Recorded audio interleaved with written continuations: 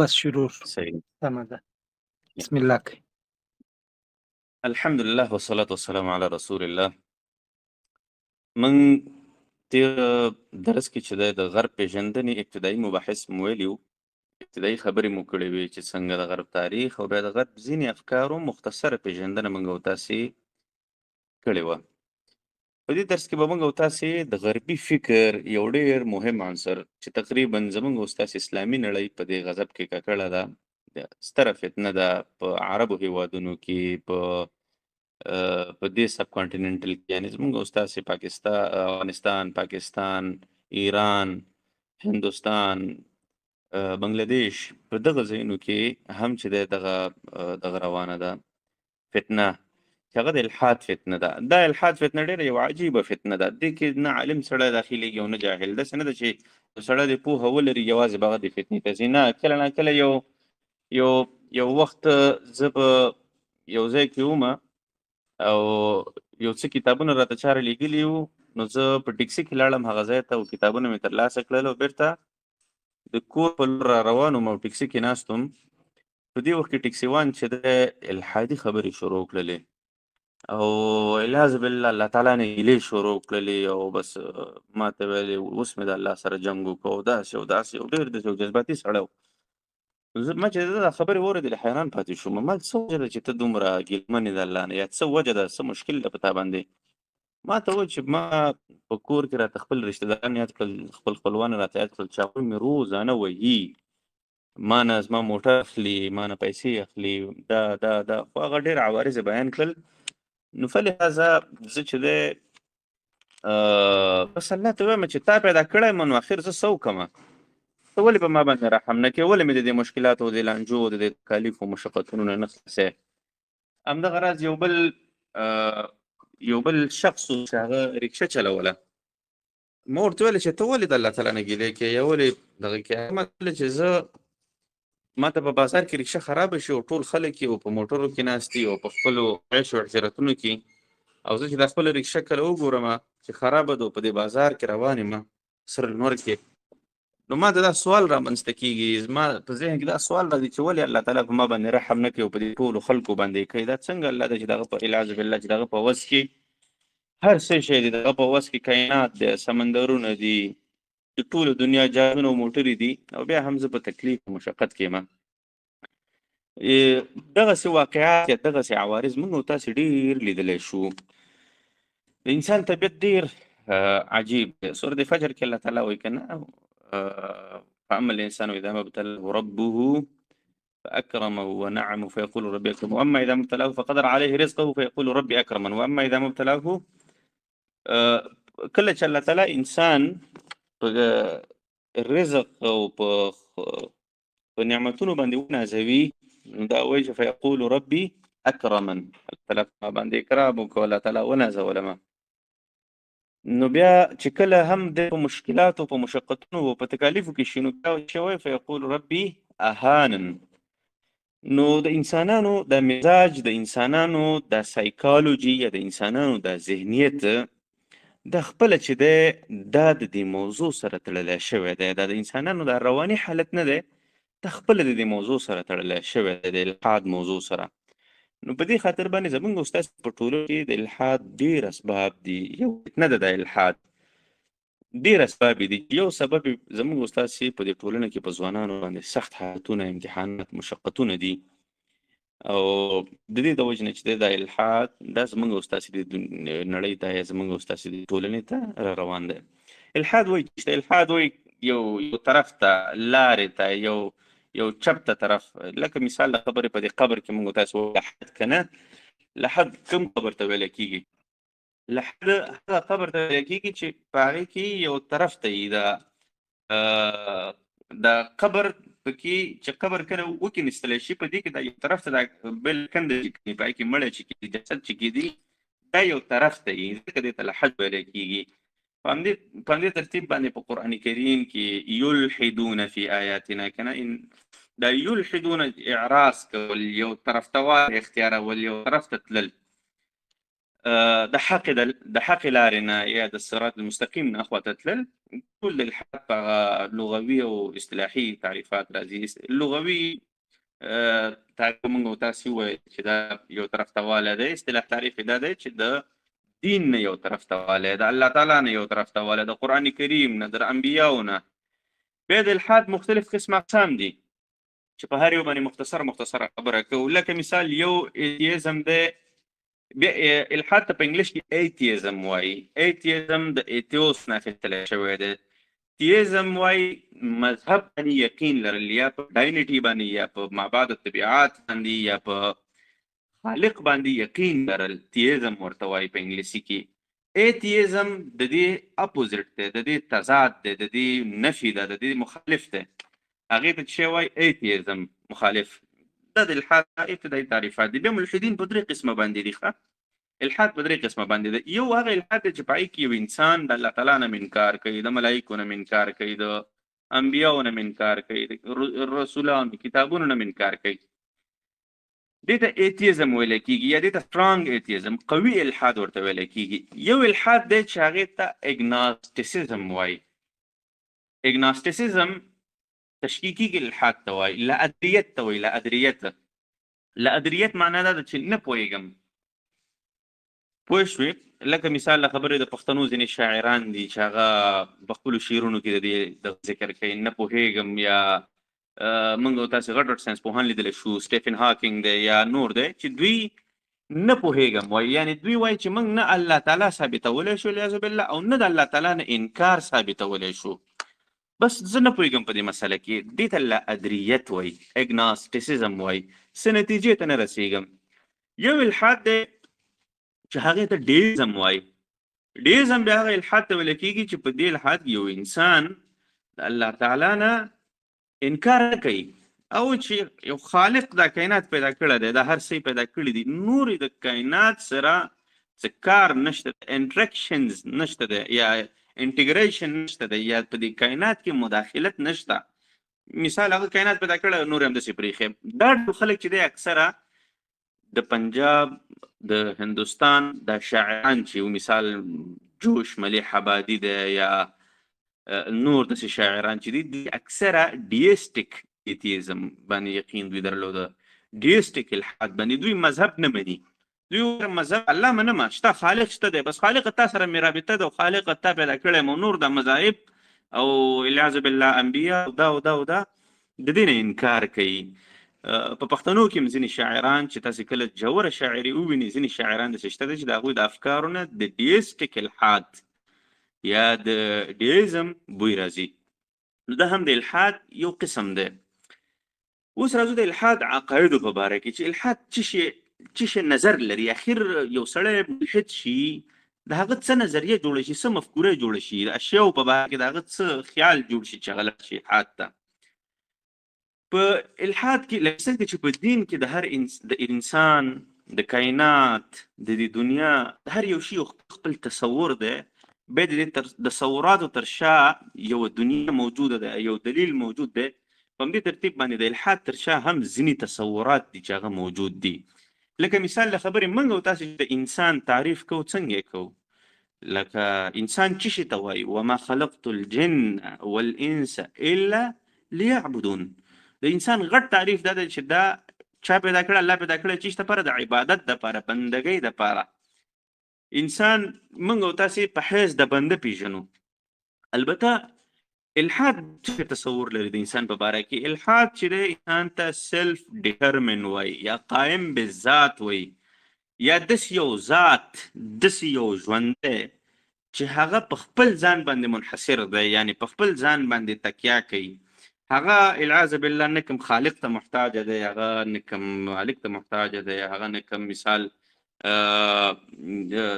هغه نه په عبادت باندې یا په بندګۍ باندې مجبور دی، بلکې یو قائم بالذات سیلف ډیټرمن بینګ دی، یو خپل ځان باندې تکیه ذات دی انسان. دغه فلسفه چې دی ته هیومنزم وایي، انسان پرستی. یا ځینې خلک چې زه انسان یم او انسان هغه یو خواته موږ او تاسو د انسان ټکی دا د ترحم او د اخلاق او دا مثال د خبرې هر ځای کې لکه زړه سواندي یا دغه اصطلاحات دپاره کارول کېږي، خو اصل کې هیومنزم دا د دغه اصطلاحاتو سره هیڅ د دغه کارونو سره د دغه افعالو سره هیڅ اړیکه نه لري. اروپایي مفکرین او فلسفو چې د هیومنزم یا د انسان تعریف کړی دی یا انسان چې انسانیت هغوی دا لفظ کاری، نو دا یو داسې قایم بالذات شخص دپاره کاری چې هغه په عبادت باندې، په بندګۍ باندې، په خالق باندې څه یقین نه لري، په خپل ځان باندې تکیه کوي. نو فلهذا کم خلک چې ناپوهه دي او هغوی وایي چېرې زه انسانیت تر ټولو ستر مذهب دی، نو ته پوه شه چې یا خو دا ناپوهه دی، که ناپوهه وي بیا د انسان چې دی ملحد نه شمارلی کېږي، ځکه دغه شی کې شاید دغه چې دی ډېر د زړه سواندۍ احساس لري او په دې اساس باندې دا خبره کوي. خو چېرته یو انسان پوهه وي د انسانیت یا د هیومنزم د اصطلاح نه، چېرې د دې معنا سلف ډیټرمن یا قایم بالذات یو ذات دی، نو دغه انسان په دې خبره باندې ملحد کېږي چې یاره انسانیت تر ټولو ستر مذهب دی. معنا دا ده چې اسلام او د الله تعالی را لېږلی شوی دین دی اعوذ بالله هغه عبث دی، هېڅ هم نه دی، او د انسان چې سلف ډیټرمن دی یا په خپل ځان باندې متکي دی، دا تر ټولو هر څه دي. المهم د انسان په باره کې خو د الحاد دغه نظریه ده. بله نظریه د انسان په باره کې دا ده چې انسان مړ شي چې هم نه شي، چې مړ شي بس اټومونه دي او بس څو خاورې به ترې جوړ شي او څو کاله پس، او آخرت کې حساب کتاب نشته دی. بله نظریه د انسان په باره کې د الحاد دا ده چې دی خپل ځان ته قوانین وضع کوي. وحی نه راځي انسانانو ته والعیاذ بالله، د وحی چې اقسام د هغې ټولو نه انکار کوي او رسولانو نه انکار کوي، د کتابونو نه انکار کوي. نو دا وایي چې انسان چې قوانین جوړوي، د ژوند اصول اسلوب جوړوي، هغه به په خپله باندې جوړوي. د دې یوې خبرې ورسره دم کوسۍ ده، دا الحادي عقاید دي، د الحاد بنیادي عقاید دي. اوس دا درې څلور عقاید ما تاسو ته د انسان په باره کې ویلې. د کائناتو په باره کې د انسان د کائناتو په باره کې د الحاد دا عقیده ده چې دا کائنات په خپله جوړ شوی دی. ځینې ملحدین اوسني چې کوم دي هغوی وایي چې دا په خپله باندې جوړ شوی دی. پخواني ملحدینو به دا خبره کوله چې کائنات نه جوړ شوی دی او نه ورانېږي او نه قیامت راځي، دا بس د ابد نه دی، دا همداسې دی او انسانان دي او پیدا کېږي او مړه کېږي او پیدا کېږي او مړه کېږي. دا کائنات همداسې را روان دی مسلسل، دا نه جوړ شوی دی او نه ختملی شي.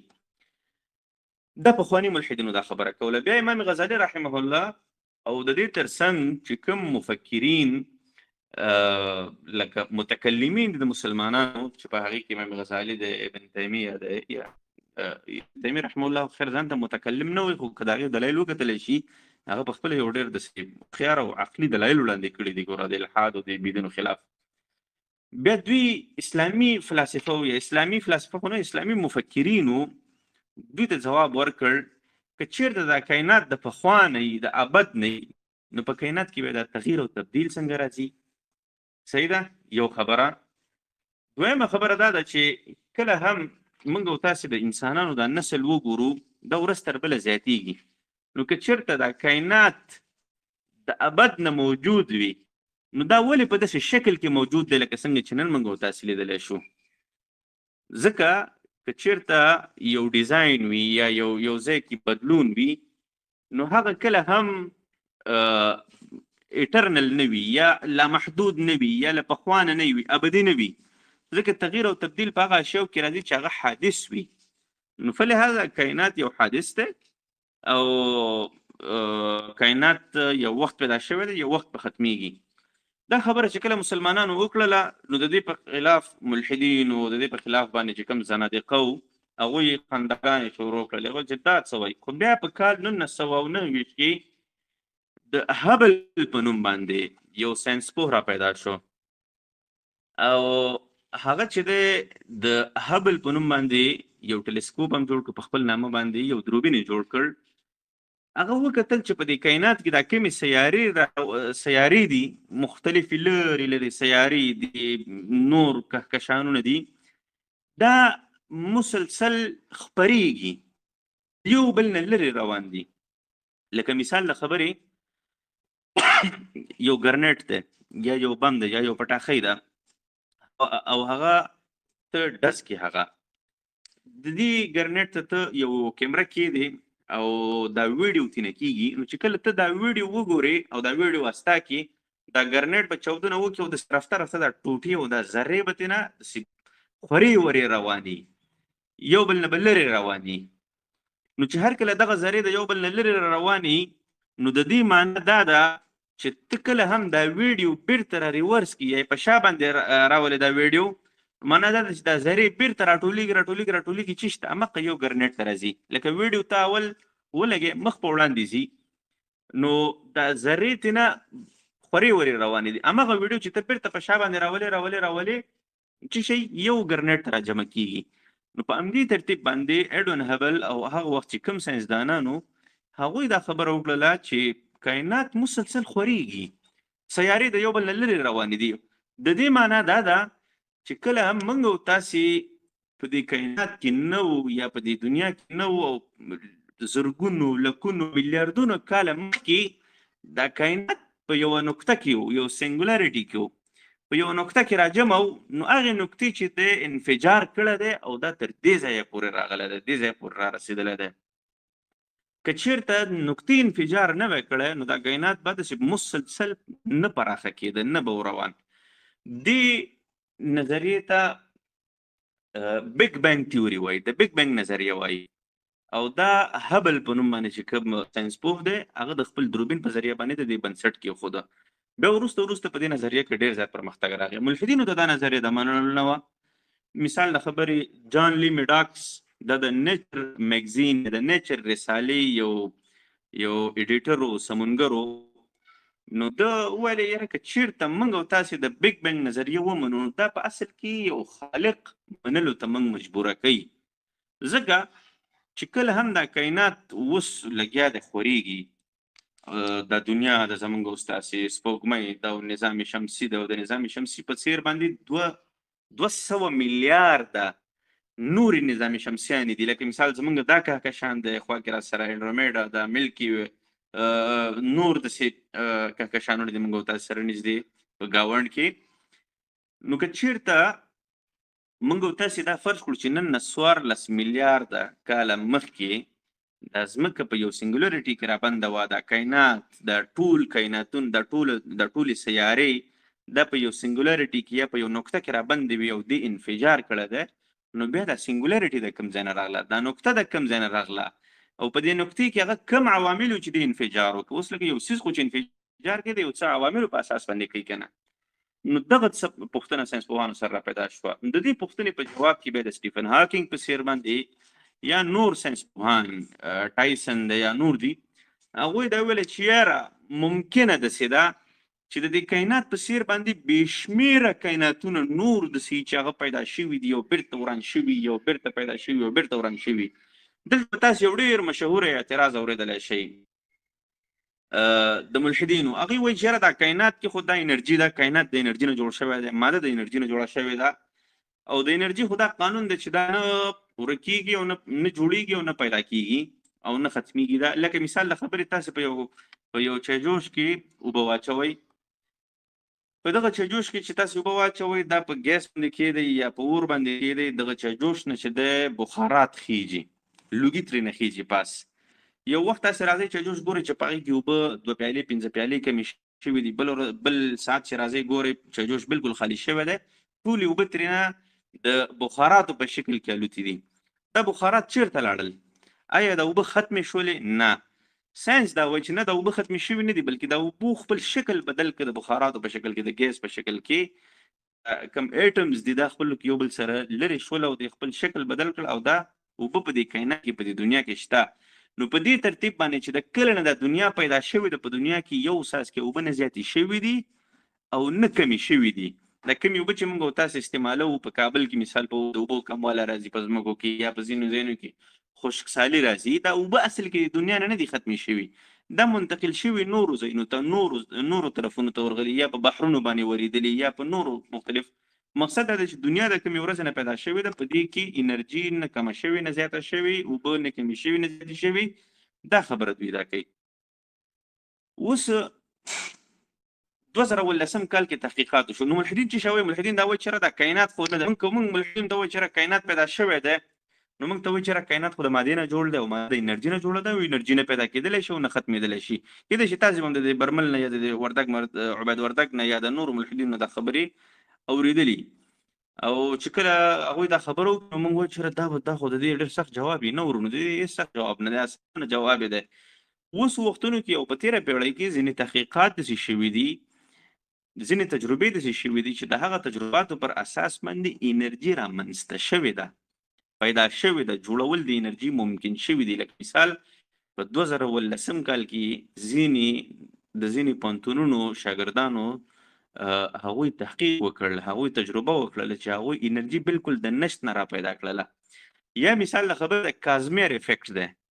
کازمیر افیکټ پر اساس باندې چې کله دوه میټالیک پلیټس یا دوه وسپنیز برقي آلات، اوس مثلا میټالیک پلیټس ته بچی شوی په پښتو کې، خو چې دا کله سره خپلو کې نږدې شي دا انرژیټیک پارټیکلز جوړوي یا د انرژي ذرات جوړوي. هغه انرژي ذرات نو وروسته انرژي جوړېدل ممکن نه.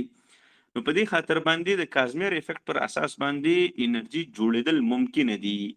نو په دې خاطر د ملحدینو دا خبره چې انرژي نه جوړېدلی شي او نه کېدلی شي دا غیر منطقي خبره ده، عبث خبره ده. المهم دې خبرې ته راځو چې د ملحدینو د کائنات په باره کې دا نظریه ده چې کائنات په خپله باندې جوړ شوی دی. موږ ورته وایو چې یاره د کائنات کې دننه دا ډیزاین شوی دی. اوس ډیزاین په کائنات کې راځه دې ته لږ سوچ موږ او تاسې وکړو. په ځمکه باندې د انسانانو که موږ او تاسې وګورو په میلیاردونو سیارې دي. په دې میلیاردونو سیارو کې انسانانو تقریبا په زرګونو سیارې اوسه پورې مطالعه کړي یا په لکونو باندې سیارې انسانانو مطالعه کړي. خو چې تر څومره پورې انسانانو کتلي دي نو یوازې ځمکه داسې ده چې په دې باندې ژوند کول ممکن دي. لکه مثال د خبرې اوس موږ او تاسې ژوند کوو، د مالګې ضرورت دی موږ او تاسې ته. که مالګې یو څوک د شوګر مریض د مالګه ونه خوري مړ کېږي؟ نه مړ کېږي. یا یو څوک د فشار مریض دی که نه هغه مالګه ونه خوري نه مړ کېږي، هېڅ خبره نشته. خو یا تاسو ته معلومات شته کله مالګه د دنیا نه ختم شي د دنیا به په لږو کې ختم شي. یوازې مالګه دا د فوټوسنتسس عمل چې کېږي دا د لمر د شعاګانې په دې سمندرونو باندې راځي، بیا د مالګه په دې سمندرونو کې موجوده ده. یو بیلنس د ژوند ساتلی دی، د دنیا یو بیلنس ساتلی دی. که دا سپوږمۍ نه وي زموږ او ستاسې د دنیا 15 ورځې هم شي پاتې کېدلی. که دا سپوږمۍ رانږدې شي هم مشکلات جوړوي او که لرې شي هم مشکلات جوړوي. یا مثال د خبرې زموږ او ستاسې په دې دنیا کې 119 قسمه 118 قسمه شاوخوا ګازونه دي. په دې کې بیا اکسیجن او هایدروجن دا په ډېر معینه مقدار باندې زموږ او ستاسې ژوند ته زموږ او ستاسې صحت ته رارسیږي. که موږ او تاسې د انساني ژوند دپاره آلات وګورو، انساني ژوند دپاره اشیا وګورو، نو دا ټول زموږ او ستاسې په مفاد باندې دي. حتی حیوانات زموږ او ستاسې په مفاد باندې دي. په کال 1915 کې ما هغه تاریخ هیر دی ایګزیکټ، د فلپین حکومت اعلان وکړ چې خنزیران مړه کوي. خلکو په ځنګلونو کې یو ځای کې بل ځای کې خنزیران وژل. وایرس خپور شو په فلپین کې، خلک ترېنه مشکلاتو ښکار شول. یا په یو بل ښار دی مانې نوم هیر شو، هانګکانګ کوم بل دغه هلته حکومت دواګانې وشیندلې د میاشو ختمولو دپاره، هلته چې دی مرضونه خپاره شول. یا په کال 1963 کې د چین یو پادشاه او ماوزیتنګ په نوم باندې موږ یې په تېر درس کې ذکر هم کړی، هغه اعلان وکړ چې سپیروز مرغیګانې ووژنئ. چېرته چې مرغۍ ګورئ دا وژنئ، چېرته چې مرغۍ ګورئ وژنئ. خلکو مرغیګانې مړې کړلې، هلته قحط را وجه چې دا وه چې دې مرغیو به یو قسم د چینجي خوړل او هغه چې کله مرغیګانې ورته خلکو مړې کول شروع کړل دواګانو باندې یو شی باندې بل شي باندې، نو هغه چینجو بیا فصلونه خوړل شروع کړل او فصلونه تباه شول. د فصلونو تباهۍ سره د غلې کمبود راغی او په لکونو خلک یا په لکونو انسانان چې د قحط د لاسه ووژلی شول. نو حتی د حیوانات چې زموږ او ستاسې په ژوند کې دي دا زموږ او ستاسې د ټولنې سره، زموږ او ستاسې د صحت سره، زموږ او ستاسې د برد و باش او د ژوند تېرولو سره ډېر زیاته اړیکه لري. په همدې ترتیب باندې بارانونه دي، په دې ترتیب باندې که موږ او تاسې وګورو اوبه دي، هر څه چې موږ او تاسې ګورو په دې کائنات کې دا یو پرپس والا دی، دا یو هدف لري، بې هدفه څیز نه دی. حتی ډایناسارز چې پیدا شوي دي د ډایناسورز یو قسم ته حیوان دی چې څو میلیونه کاله مخکې د ځمکې نه ختم شوی دی. که چیرته ډایناسورز نه وی پیدا شوی هم به د انسانانو ژوند اوس نه وی، او که چیرته ډایناسورز موجود وی اوس به هم د انسانانو ژوند نه وی. ډایناسورز ختم شوی څنګه دی؟ ساینسپوهان د دې په باره کې څه وایي؟ ساینسپوهان دا وایي چې یاره اسمان نه خو د فضا نه تیږې راغللې او په ځمکه باندې راوورېدلې، بیگ ایکسپلوژنز وشول په ځمکه باندې، سترې سترې چاودنې وشولې. د آتش فشا د تیږې چې کله د آتش فشا د غرونو چوي نو دا بیرته د تیږې راورېږي په انسانانو باندې په خلکو باندې. کنه دغه شان هغه چې انسانان په ځمکه باندې نو د په ډایناسورز باندې راورېدل. خو ولې راورېدل؟ چا راورول؟ یاره دا په خپله باندې راورېدل. د ملحدینو دلیل دا دی. نو المهم چې په دې کائنات کې کوم ډیزاین دی، په دې کائنات کې کوم تخلیق دی، په دې کائنات کې کوم ښکلا ده، دغه ښکلا بیا څنګه رامنځته شوله؟ د دې په باره کې ملحدین وایي چې دا ښکلا ټوله په خپله باندې او مرور د زمان سره راغله. د دې ښکلا په اعتراف باندې ریچارډ ډاکنز یا د ملحدینو چې کوم پلاران دي هغه ټول په دې باندې معترف دي چې دا واقعا یو ښکلا په دې کائنات کې شته ده. المهم الحادي نظریه یو دا جهت ده چې هغه د کائنات په باره کې دا تصور لري. د اخلاقو په باره کې الحاد دا تصور لري چې د اخلاق دا موږ او تاسو دین نه دی راښودلی. اوس مثال له خبرې زه یو ظالم وهم، یو ظالم ته څاپېړه ورکوم، دا ښه کار دی که بد کار دی؟ دین ماته وایي چې ته د ظالم مخالفت کوه. د دین له نګاه دا یو ښه کار دی. دین ماته د اخلاق راکړي دي. دین ماته وایي چې یو غریب سره مرسته وکړه، ویطعمون الطعام على حبه مسکینا ویتیما واسیرا. مسکین ته ډوډۍ ورکړه، یتیم ته. اخلاقیات دي موږ ته دین راښودلی دي. مور پلار سره احسان وکړه. مثال د خپلې کور ودان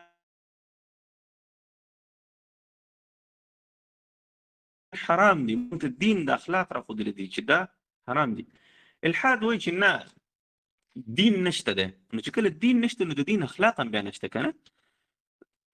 چې د دین اخلاق هم نشته نو اخلاق به د کوم ځای نه راځي؟ دوی د دې لپاره مختلفې فلسفې دي. لکه مثال له خبرې هارم پرنسپل دی. هارم پرنسپل څه ته وایي؟ هغه څیزونه چې هغه موږ او تاسې خوږوي، دردوي، متضرره کوي موږ او تاسې، هغه څیزونه چې دی باید بد اخلاقه وګڼلی شي. هغه څیزونه چې هغه موږ او تاسې نه متضرره کوي، موږ او تاسې نه دردوي، باید چې هغه څیزونه با اخلاقه وګڼلی شي. یا مثال له خبرې یوټیلیټریانیزم فلسفه ده. هغه څیزونه چې موږ او تاسې ته فایده راکوي، مفاد پکې وي زموږ او تاسې، هغه ټول اخلاقي دي. هغه څیزونه چې هغې کې زموږ او تاسې مفاد نه وي، هغه ټول څه شی دي؟ بد اخلاق. اوس سوال را پیدا کېږي که چېرته یو انسان یو هغه خپله والده په شا کوي او ډاکټر ته ځي، د ده په دې باندې ملا هم درد کوي، د ده په دې باندې اوږه ماتېږي، د ده په دې باندې د ژبه هم خالي کېږي، مصارف هم پرې راځي. اوس د دې والدې تر ډاکټره پورې بیول اخلاقي خبره ده او که بد اخلاقه خبره ده؟ نو که چېرته موږ او تاسې هارم پرنسپل وګورو نو دا یو بد اخلاقه خبره ده. او که چېرته موږ او تاسې د دین فلسفه وګورو دا یو اخلاقي خبره ده، باید داسې وشي. یا مثال له خبرې د یوټیلیټریانیزم یا د افادیت پرستۍ په نظر باندې که چېرته موږ او تاسې وګورو نو په دې کې زموږ او ستاسې څه مفادات دي؟ زموږ او ستاسې چونکې العیاذ بالله یو ملحد خو چې دی په آخرت باندې یقین نه لري، نو هغه خو دنیوي مفادات ته ګوري. نو هغه به وایي چې په دې کې ماته هېڅ دنیوي مفاد نشته. نو بیا څه ضرورت دی چې انسان د خپلو والدینو خدمت وکړي؟ نو په دې خاطر باندې د الحاد چې کوم اخلاقیات دي هغه په خپله ډېر نواقص لري. یا مثال د خپلو محارمو سره جنسي اړیکې نیول. یو مناظره شوې وه د حمزه اندریاس زورزس په نوم باندې، یو داعي دی زموږ په استادانو کې تقریبا پاتې شوی، البته د هغه درسونه مرسونه هم ډېر اورېدلي دي. هغه په برطانیه اوسېږي او حمزه اندریاس زورزس هغه د یو ملحد سره بحث شو، کراوس لورنس سره دغه بحث شو. په دې بحث کې چې دی د داعي د ملحد ته وایي چې ته آیا دا یقین لري چې خپلو خویندو سره جنسي اړیکې نیول بده خبر ده؟ آیا دا بده خبر ده؟ هغه ورته وایي چې نه. ملحد ورته وایي چې نه دا بده خبر نه ده، ځکه چې هغه سره څه اخلاق نشته دی، د اخلاقو څه تصور نشته دی. نو په دې خاطر باندې الحادي اخلاقیات دا د دیني اخلاقیاتو نه مکمل جدا دي او د الحادي اخلاقیاتو خپل عقاید دي. نو موږ تاسې عقاید ویلې، یو د انسان په باره کې ویلې، یو د کائنات په باره کې ویلې، یو د اخلاقو په باره کې ویلې. دا د الحاد هغه بنیادي او بنسټیز عقاید دي. اوس راځو یو څو خبرو ته، یو څو مختصر نکتې تاسو ته وړاندې کوم چې تاسو بیا زه کوشش وکړم چې دا درس بل کم کم تر څو تاسو سوالات ډیر شي او کوشش وکړو چې یو ساعت یا 15 دقیقې سوالاتو ته ورکړو. زه تیر ځلم ډیر ورونه همداسې پاتې شوي او بیا خفه شوي ځینې ملګري. اول نمبر باندې چې کله موږ او تاسې د ملحدینو سره بحث کوو، نو ملحدینو سره موږ او تاسې باید څنګه بحث وکړو. الحاد خو موږ او تاسې ویل چې دا عقیدې دي، دا اساسي نظریات دي، دا خو موږ او تاسې ویلي. ملحدینو سره چې همیشه دپاره بحث کوو، نو بحث به په خالق باندې شروع کوئ. تاسو سره که چېرته یو ملحد په قرآن کریم باندې خبره کوي، یا در سره مثال د خبرې په آخرت باندې خبره کوي، یا در سره د رسول الله صلی الله علیه وسلم په ژوند باندې خبره کوي، یا در سره په بله موضوع باندې خبره کوي، نو دا ټول موضوعات عبث دي چې تر څو پورې تاسې د خالق موضوع نه تعین کړي. چې کله هم موږ او تاسې د ملحدینو سره بحث کوو، اول به په یو خالق باندې بحث کوو. اوس موږ به ملحدینو ته د خالق دلیل ورکو، شرع یو خالق شته د کائنات، او کنه ملحد به دا انکار کوي چې شرع د کائنات خالق الیاذ بالله نشته دی. دلیل په چا باندې دی؟ باری ثبوت په چا باندې دی؟ باری ثبوت ورته په قانوني ژبه کې وایي، یا برډن اف پروف ورته په انګلیش کې وایي. برډن اف پروف په چا باندې دی؟ یعنی څوک به دا دلیل ورکوي چې د کائنات خالق شته دی؟ آیا موږ مجبور یو یا موږ باندې لازمه ده چې موږ دا ثابت کړو؟ کنه ملحد باندې دا لازمه ده چې هغه به د الله تعالی انکار ثابتوي. اوس هر کله چې ملحد نه موږ پوښتنه وکړو چې ته د الله تعالی نه انکار ثابت کړو، هغه کله هم د الله تعالی نه انکار نشي ثابتولی. وجه چې شی ده؟ وجه دا ده چې ملحد په ساینسي طریقه علم باندې موږ او تاسې سره بحث کوي، په ساینسي نظریاتو باندې، ساینټیفیک امپریسیزم ورته وایي په انګلیسي کې. ساینټیفیک امپریسیزم باندې یا ساینټیفیک کنسپټ اف نالج باندې یا په ساینس د ساینس نظریه علم باندې موږ تاسو سره بحث کوي. د دې معنی چې شه، د دې معنی دا ده ملحدین موږ ته وایي چې هر هغه څیز چې هغه په حواس خمسو باندې ثابتېږي، یا د حواس خمسو نه بعد په استنباط باندې یا په منطق باندې ثابتېږي، هغه شی شته، یا هغه څیزونه موږ منو. او هر هغه شی چې هغه حواس خمسو باندې نه ثابتېږي، نو هغه موږ او تاسې نه منو، د هغې نه انکار کوو. دې ته په ساینس کې ابزرویشن یا ایکسپریمنټیشن وایي، یعنی یو څیز چې موږ ابزرو کولی شو، موږ یې مشاهده کولی شو، یا موږ یې تجربه کولی شو، په خپلو حواس خمسو باندې تجربه کولی شو، هغه څیزونو باندې ساینس کار کوي، په هغه څیزونو باندې ساینس یقین لري. چې کوم څیزونه ساینس نشي مشاهده کولی یا ایکسپریمنټ تجربه پې نشي کولی، ساینس د هغې نه انکار نه کوي، بلکې ساینس هلته وایي چې زما همدومره حدود دي. چې کله زما حدود وسیع شول، بیا به زه تاسو ته دا جواب درکولی شم چې زه نور مخکې لاړ شم او که لاړ نه شم. نو دغه ساینټیفیک امپریسیزم دی، تصور علم دی. چې نو ملحد هم دا وایي چې هر هغه څیز چې موږ مشاهده کولی شو، لیاذ بالله وایي دوی چې موږ الله تعالی مشاهده کولی، نو فلهذا دوی د الله انکار کوي. نو اوله خبره د باری ثبوت په باره کې. باری ثبوت همیشه د پاره په ملحدینو باندې ده. لکه څنګه مثال د خبرې زموږ او تاسو د یو ملحد سره بحث شو، یا د یو هندو سره زموږ او تاسو بحث شو. زه د هندوانو په یو منطقه کې منطقي ټول خلک په الہ باندې یقین نه لري، بوتانو باندې یقین لري. نو موږ او تاسو په هندوانو ته دا ثابتو چې د بوتان هیڅ کولی او کنه هندوان به موږ ته دا وایي چې را بوتان هیڅ نشي کولی، تاسې باید ثابته کړئ. یعنې موږ به د هندوانو نه دلیل غواړو چې دا بوتان څه کولی شي، تاسو یې ماته دلیل کې وښایي، او کنه هندوان به موږ ته وایي. قانون دا وایي، نړیوال قوانین، نړیواله محکمه او حتی اسلامي قانون او فقه چې کله موږ تاسو مطالعه کوو، هغه وایي هر هغه څیز چې هغه د ظاهر خلاف وي، هر هغه دعوات چې هغه د ظاهر خلاف وي، نو ته مجبور یې چې هغه دعوه به ثابته. لکه مثال له خبرې د هندوانو په منطقه کې ټول خلک دا خبره کوي چې یاره د بوتان یو څه کولی شي. اوس ته دا دعوه کوي چې د بوتان څه نشي کولی، ستا دعوه چې دی دا د ظاهر خلافه ده. وجه چې شی ده؟ وجه دا ده چې په دې ټوله منطقه کې خلک ستا چې کوم جمهور دي، ټول خلک دي، هغه په یو طرف باندې دي، ته په بل طرف باندې. نو قانوني حق چې دی ستا جوړیږي چې ته به دا ثابتې چې یاره دا بوتان هیڅ نشي کولی. یا مثال خبرې ته په یو کور کې اوسېږي، یو سړی در پسې راشي بیرون نه او هغه په دې کور باندې دعوه وکړي چې دا کور زما دی، ستاسې تور پسې بیرون راووتلې، جنګ هم جوړ کړ، لاړئ محکمې ته. قاضي به چاته وایي چې ته دلیل وړاندې کړه؟ تا ته به وایي چې ته دلیل وړاندې کړه یا ته کاغذات راوړه؟ نه، قانونا به قاضي تا ته دا وایي چېرې ته قلاره کښېنه. اصل کې ظاهر څه شی ده؟ ظاهر دا ده چې ته په دې کور کې اوسېدلې او دا بل سړی چې دی دا په دې کور کې نه اوسېده، نو فلهذا د دې سړي دعوه دا د ظاهر خلاف ده، د دعوه د ظاهر خلاف ده. نو په دې خاطر باندې مدعي چې دی په دې وخت کې دا سړی ده چې د ظاهر خلاف دی، نو دغه سړی به کاغذات راوړي، دغه سړی به ثابتوي. چې کله هم هغه سړي کاغذات راوړل، هغه سړي دا ثابته کړه چې دا کور د هغه دی، نو بیا که چېرته تا سره څه دلیل وي ته به ورته وړاندې کوې، او که نه یې سره نو ته به د کوره وځې او هغه ته به کور پرېږدې. نو په دې ترتیب باندې دعوه چې څوک کوي، دعوه یا مدعي به دلیل راوړي، او مدعي هغه چاته ویل کېږي چې هغه د ظاهر خلاف وي یا د ظاهري احوالو حالاتو خلاف وي. په دې ځای پورې تاسې پوه شوئ دا یو قانوني قضیه ده او ډېر مهمه نکته ده، تاسې باید په دې باندې ځان پوه کړئ. اوس راځو ملحدینو ته. ملحدین دنیا کې په دې وخت کې 8% دي په ټوله دنیا کې، 92% چې دی د خالق منونکي دي. د ملحدینو دا چې کومه دعوه ده دا اقلیت ده او دا د ظاهر خلاف ده په دوه وجوهات باندې. اوله وجه دا ده چې د دعوی بل طرف ته یعنی د خالق منلو والا خلق ډیر دي، او چې څوک دعوه کوي چې اله نشته دی والعیاذ بالله یا خالق نشته دی، هغه لږ دي، هغه په اقلیت کې دي، هغه د ظاهر خلاف دي، د ظاهري احوالو یا د ظاهري حالتونو خلاف دي. نو اول نمبر باندې په دې خاطر په دې خلکو باندې ثبوت دی چې اول به دوی دلیل راوړي د الله تعالی په شتون باندې، د الله تعالی په نشتون باندې یا د الله تعالی نه په انکار باندې.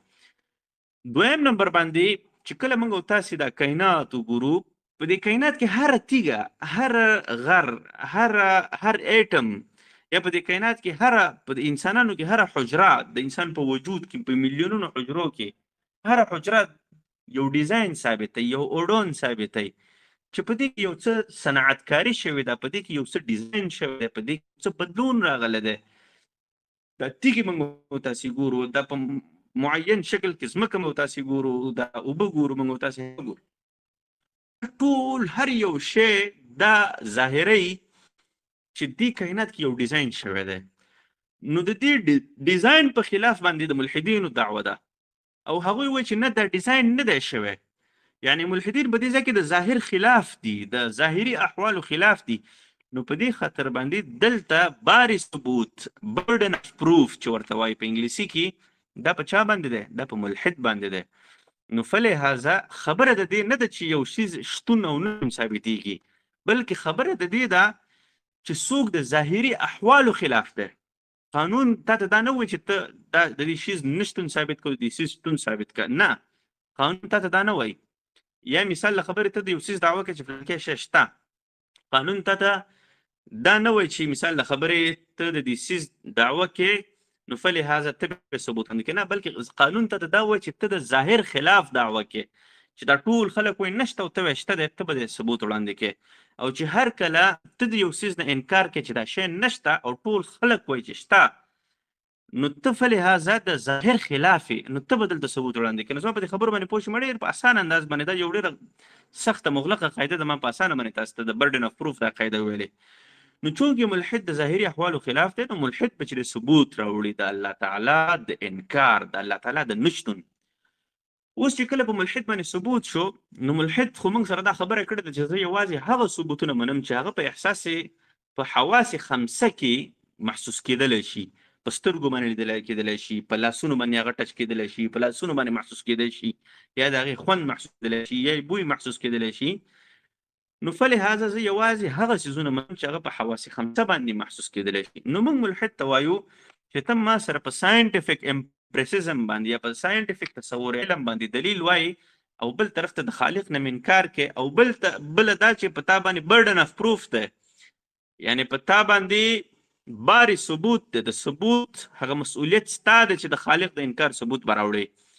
نو فلهذا ته به ما ته په ساینسي طریقې علم باندې ثابت شي یو خالق نشته دی. نو هغه به تا ته وایي چې یاره په دې دنیا کې ظلم روان دی او په دې دنیا کې لانجې روان دي او په دې دنیا کې ته ورته په دې دنیا سره زما کار نشته. تا د مطلق وجود د انکار کړی دی. ته ما ته مطلق وجود په ساینټیفیک لحاظ سره په حواس خمسو باندې ته ما ته دا ثابتې. نو ملحد سره دلته یوه لاره ده چې هغه د دنیا نه وتښتي او لاړ شي سپوږمۍ نه پسې ووړي او د کائنات نه العیاذ بالله بهر وځي او هغه په خپلو سترګو باندې چې دی یو احوال وګوري او دا ثبوت ناممکنه ده. دا ثبوت هغه په ټول عمر کې موږ او تاسې ته نشي راوړلی. نو فلهذا دلته به موږ ته ملحد یو خبره کوي. هغه به دا وایي چې ښځه صحیح ده، زه در سره دا منمه چې دا کائنات بس یو خالق پیدا کړی دی که نه، یو چالاکي غوندې به وکړي. بیا به درته وایي چې دا زه در سره د کائنات یو خالق پیدا کړی. نو الله تعالی چا پیدا کړی العیاذ بالله؟ برټریډن رسل ګوره ډېر ستر فلسفي تېر شوی دی په تېره پېړۍ کې. تقریبا 90 کاله شاوخوا عمر یې و او دا ټوله پېړۍ تقریبا ولیدل او ډېر مهم کتابونه یې لیکلي دي. د هیسټري اف ویسټرن فلسفي د غرب ټول تاریخ لیکلی دی. د هغه په باره کې دا راځي چې هغه داسې یو فلسفي دی چې خپله فلسفه لرله. واحد فلسفي دی چې خپله فلسفه نه لرله، د نورو فلسفه تشریح کوله.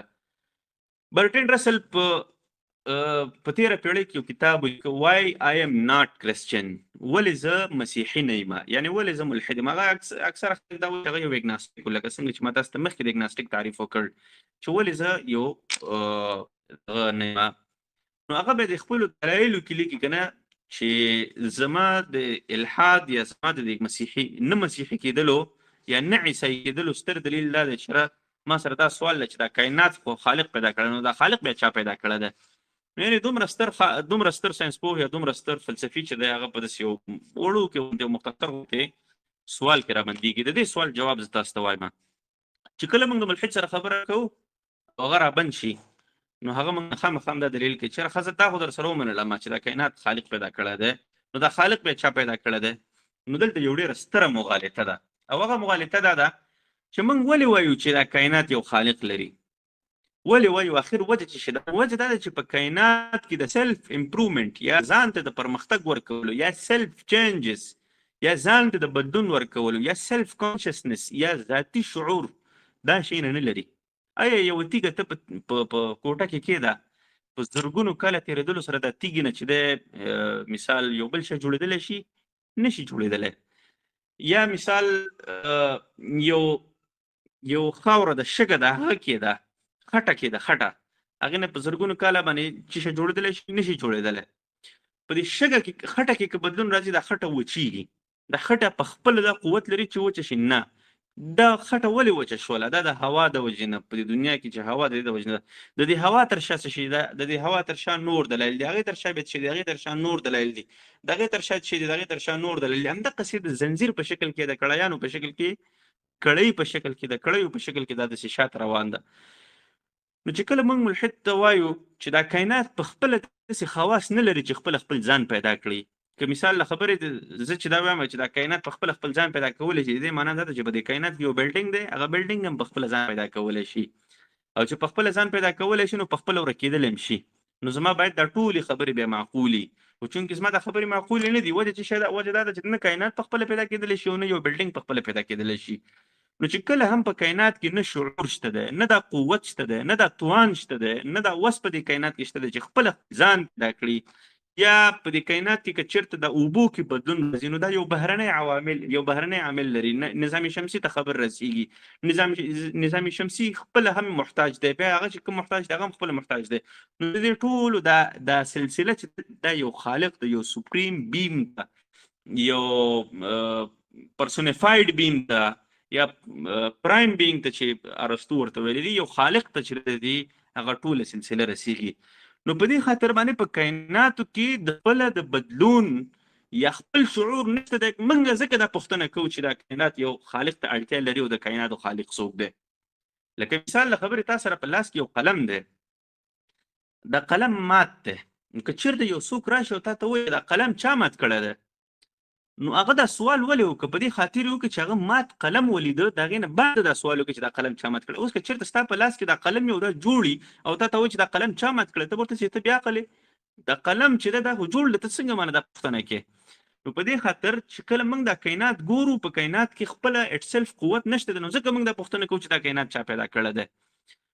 اوس ملحدین که چیرته دا پوښتنه کوي چې الیاذ بالله الله تعالی چا پیدا کړی یا خالق چا پیدا کړی دی، نو آیا دوی په خالق کې کوم داسې صفات لیدلي دي چې هغه خپله د خپل ځان جوړونې دپاره یا خپله د خپل ځان د حادثیت اقرار کوي؟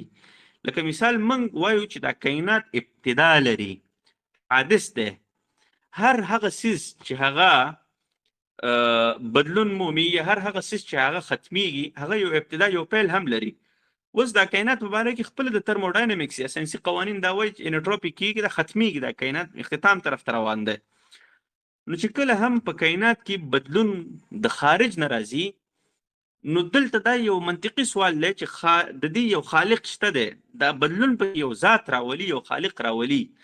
چې هر کله یو څوک دا سوال کوي چې د الله تعالی خالق څوک دی، نو هغه ته ټولو نه مخکې دغه خبره ثابتول مهم دي چې هغه دا ثابته کړي الیاذ بالله چې الله تعالی هم یو مخلوق دی.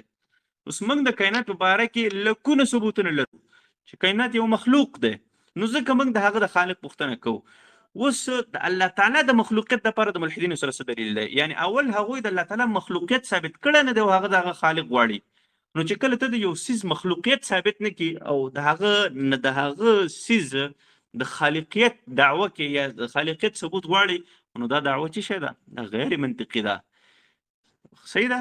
دې ځای پورې تاسو پوه شئ. یعنې ډېره په اسانه الفاظو باندې زه تاسو دا خبره کوم چې کله ګوره یو مثال زه تاسو ته بېل درکوم. قلم دی، ما قلم کې د ماتېدلو صفت وکړه، ځکه مې دا پوښتنه چې دا قلم چا مات کړی دی. چې کله قلم کې د ماتېدلو صفت نه یو، زه دا پوښتنه کوم چې دا قلم چا مات کړی دی، نو ماته به د قلم مالک و چې تا ول دا ثابته کړه چې دا قلم مات دی، د هغې نه پس به زه بیا تا ته دا وایم چې دا قلم چا مات کړی دی.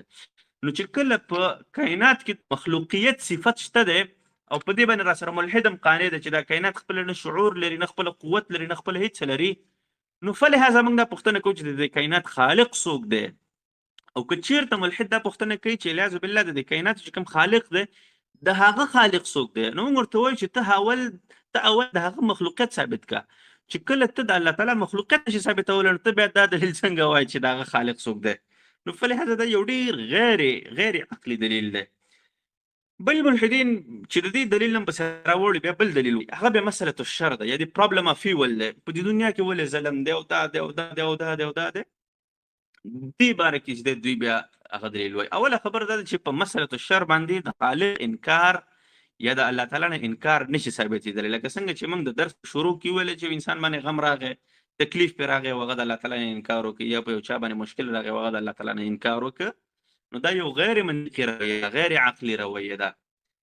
کله به د ملحدین وایي چې په پلانکي ځای کې ماشومان مړه شول، ولې مړه شول؟ یا په پلانکي ځای کې پلانکي حادثه ولې وشوه؟ که چېرته الیاذ بالله یو خالق وی، نو هغه خو دا بچ کړی وی که نه، نو فلهذا خالق نشته دی، نو فلهذا دا بچ نشو کړلی او دا او دا ډېر دلیل به تاسې اورېدلي. د دې دلیل جواب وایو او بیا سوالاتو ته راځو. صحیح ده انشاءالله چې تاسو د تېر په څېر باندې درس چې دی ډېر اوږد نه شي، خلکو دپاره د زحمت سبب نه شي. اول نمبر باندې خبره دا ده چې په دې کائنات کې دا کم ظلم روان دی یا کم مشکلات روان دي، د خلکو مرګونه روان دي، دا د خالق انکار په کوم اساس باندې د دې کېدلی شي؟ په کوم اساس باندې انسان د خالق انکار وکړي؟ په دې دنیا کې ظلم روان دی، نو دا ظلم هم چې دی یو ذات ته اړتیا لري، یو امتحان چې دی هغه هم یو ذات ته اړتیا لري چې په یو انسان باندې امتحاني، یو انسان باندې مشکلي هغه هم یو ذات ته اړتیا لري. یا مثال د خبرې په یو انسان باندې یو انسان ته زجر ورکول کېږي، درس ورکول کېږي، هغه هم یو ذات ته اړتیا لري. نو په کوم اساس باندې یو انسان د یو خالق نه انکار وکړلی شي؟ لکه مثال د خبرې یو زه تاسو ته یو مثال درکړم. په یو کوټه کې یو برق لګېدلی دی، هغه برق رڼا کوي. اوس که چېرته د دې برق رڼا په کوټه کې موجود دی، دا چې دی دا د دې برق صفت دی، نو که چېرته په کوټه برق رڼا موجود دی، نو موږ تاسې څه وایو چې برق شته. که چېرته د دې برق صفت نه موجود یا عارضي طور باندې دا برق بند شوی او د دې رڼا نه موجوده، نو موږ به د دې انکار کوو چې برق نشته. یعنی بیخي دا بلب نه دی لګېدلی، دا سیس دا ډیوایس په دې دیوال نه دی لګېدلی. که چېرته موږ دا دعوه وکړو نو زموږ دا دعوه څه ده؟ غلطه ده. زموږ دعوه غلطه ده ځکه برق شته دی خو صفت هغه رڼا یې نشته دی. چې رڼا یې نشته دی، یو څه وجه نه نشته دی، یو څه عارضي وجوهات دي چې د هغې په اساس باندې یا به بجلي نه وي، یا به بجلي خرابوي، یا به یو بله مسله یو بل مشکل به وي، خو د دې رڼا د نشتون په وجه باندې موږ کله هم د برق نه انکار نشو کولی چې دا بلب نشته. صحیح ده. په همدې ترتیب باندې یوه مور ده او هغه چې دی په رحم باندې پیژندلی کېږي، په ترحم باندې. بل تاسو وګورئ یو مور او هغه ډېره زیاته هغه یو ځای کې ظلم یا یو ځای کې چې دی هغه رحم نه کوي، نو آیا موږ تاسو د دې نه انکار کولی شو چې یاره فلانکۍ مور نشته؟ مثال د خبرې زما والده ده او هغې یو لخته زه ووهلم یا چې د یو مشکل سره زه واقع کړم او په دې وخت کې رحم د هغې والدې ما ونه لیده، نو زه به د دې نه انکار کوم چې والده نشته که نه؟ زه به دا وایم چې په دې وخت کې د ترحم عارضي وجوهاتو باندې نشته دی، د دې څه وجه کېدلی شي؟ ګوره دوه خبرې دي، په دې باندې پوه شئ تاسې. ملحد څه شی کوي؟ ملحد دا کوي په دې وخت کې چې یاره د والدې د ترحم نشته دی، فلهذا والده نشته، خبره ختمه. ملحد وایي چې یاره دا برق نشته دی، رڼا نشته دی، نو فلهذا برق هم نشته، خبره ختمه. ملحد العیاذ بالله د الله تعالی اړوند وایي چې یاره الله تعالی خلکو سره انسانان مړه کوي، ماشومان مړه کوي، دا کوي دا کوي دا کوي، نو فلهذا الله تعالی نشته. د ملحد دعوه هم هو به هو همدقس د دې د پرابلم اف ایول وایي یا مسله الشر وایي.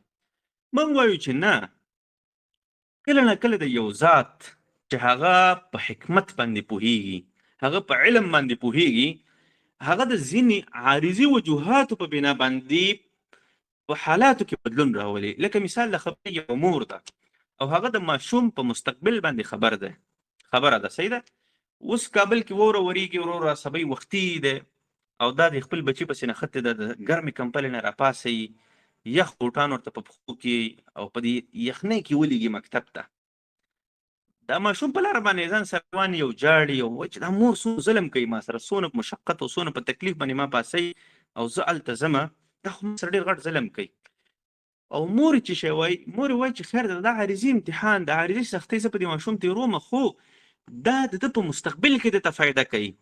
نو مور سره وسیع علم دی، زیات علم دی، زیاته پوهه ده، د آینده دپاره د مور سره پوهه ده، او ماشوم سره محدود علم دی. ماشوم سره صرف او صرف همدومره پوهه ده چې زما د مکتب د لارې د سفر په ما تکلیف دی او زما خوب خراب شو، زما دا وشو، زما دا وشو، هغه سره یوازې او یوازې دغه فکر دی. نو په همدې ترتیب باندې یو استازي، د کراټو استازي، د پهلوانۍ استازي خپل شاګرد دیوال ته راوله، ځمکې ته راوله، اخواته وله، بېل په ګیلاس باندې منډې ورکه، دغه ورکه. اوس که چېرته په دې وخت کې دا شاګرد وایي چې دا په ما باندې ظلم روان دی، ما خو ټول عمر دا خبره اورېدلې ده چې استاذ ډېر مشفق وي، استاذ ترحم کوي، استاذ رڼا ده، استاذ فلانکی دی، استاذ دا دی، استاذ دا دی، او دلته چې استاذ ما ته لغته راکړه، ما ته سوک راکړه، په ما باندې په زور منډې وهي. موږ به څه وایو چې وروره ته قمقل یې، ته ساړی یې. وجه څه شی ده؟ وجه دا ده چې استاذ دا تا ته چې کوم تکلیف درکوي، تا ته کوم مشقت درکوي، دا ستا د مستقبل دپاره تا ته درکوي. یا مثال له خبرې یو سړی دی او هغه چې دی په دې دنیا، لکه دا یو څو مثالونه ما تاسو ته ویل، په دې مثالونه پوه شوي، نور به د مثالونو تېر کړو چې دا خبره لنډه کړو. اوس الله تعالی زموږ استاد د کائناتو خالق دی، هغه زموږ استاد د مستقبل په باره کې علم لري، زموږ استاد د ماضي په باره کې علم لري، زموږ استاد د حال په باره کې علم لري. بیا موږ چې د کومو خلکو سره مخ کېږو ورځني ژوند کې، د هغې په باره کې علم او پوهه لري. زما استاد د اولادونو د مستقبل په باره کې علم لري. که چېرته الله تعالی په ما باندې یو مشقت راولي یا یو تکلیف راولي، نو زه ولې د خالق انکار وکړم؟ زما په دې دنیا کې څه شی دی چې زما په اختیاراتو باندې دي؟ که یو ماشوم شوی دی، خو هغه ماشوم خپل مور او پلار ته چا ورکړی دی؟ که زما زوی مثال مړ شي، ما ته چا راکړی دی؟ زما څه اختیار په دې باره کې؟ زما په کوم ځای کې قوت و؟ مثال له خبرې زما که چېرته وجود کومه حصه داسې وه چې هغه زما په خپل شعور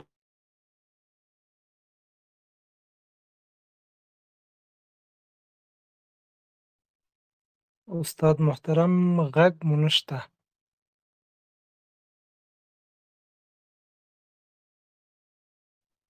فکر کوم استاد تخنیکي ستونزې سره مخ شو، انشاءالله بیرته راستنیږي، تر هغې منتظر کیږو.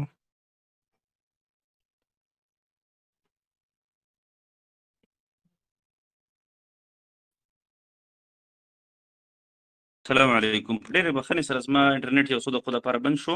اوس اواز زما صحیح دی؟ صحیح ده، صحیح ده استاد محترم، مهرباني کوي. نو چې هر کله یو څوک دی او هغه پیدا کیږي نو هغه چا پیدا کړی دی؟ الله تعالی پیدا کړی دی. ځکه چې یو ماشوم چې د خپل مور او پلار نه پیدا کیږي، د مور او پلار په بدن کې ماده منویه پیدا کیږي، سپرمز چې ورته وایي. دا سپرمز چا پیدا کړي دي؟ آیا یو انسان کولی شي چې خپل وجود کې په شعوري ډول باندې پیدا کړي؟ زمونږ او ستاسې په وجود کې 99.99% کارونه دا زمونږ او ستاسې د شعور او زمونږ او ستاسې د دماغو مطابق نه کیږي. ګوره یعنی دا زمونږ او ستاسې د شعور او زمونږ او ستاسې د دماغو کمال نه دی، بلکې دا یو قدرتي ډول باندې کیږي.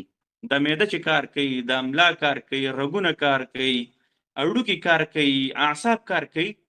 دا ټول چا موږ ته راکړي دي؟ موږ ته یو خالق راکړي دی، الله تعالی راکړي دي.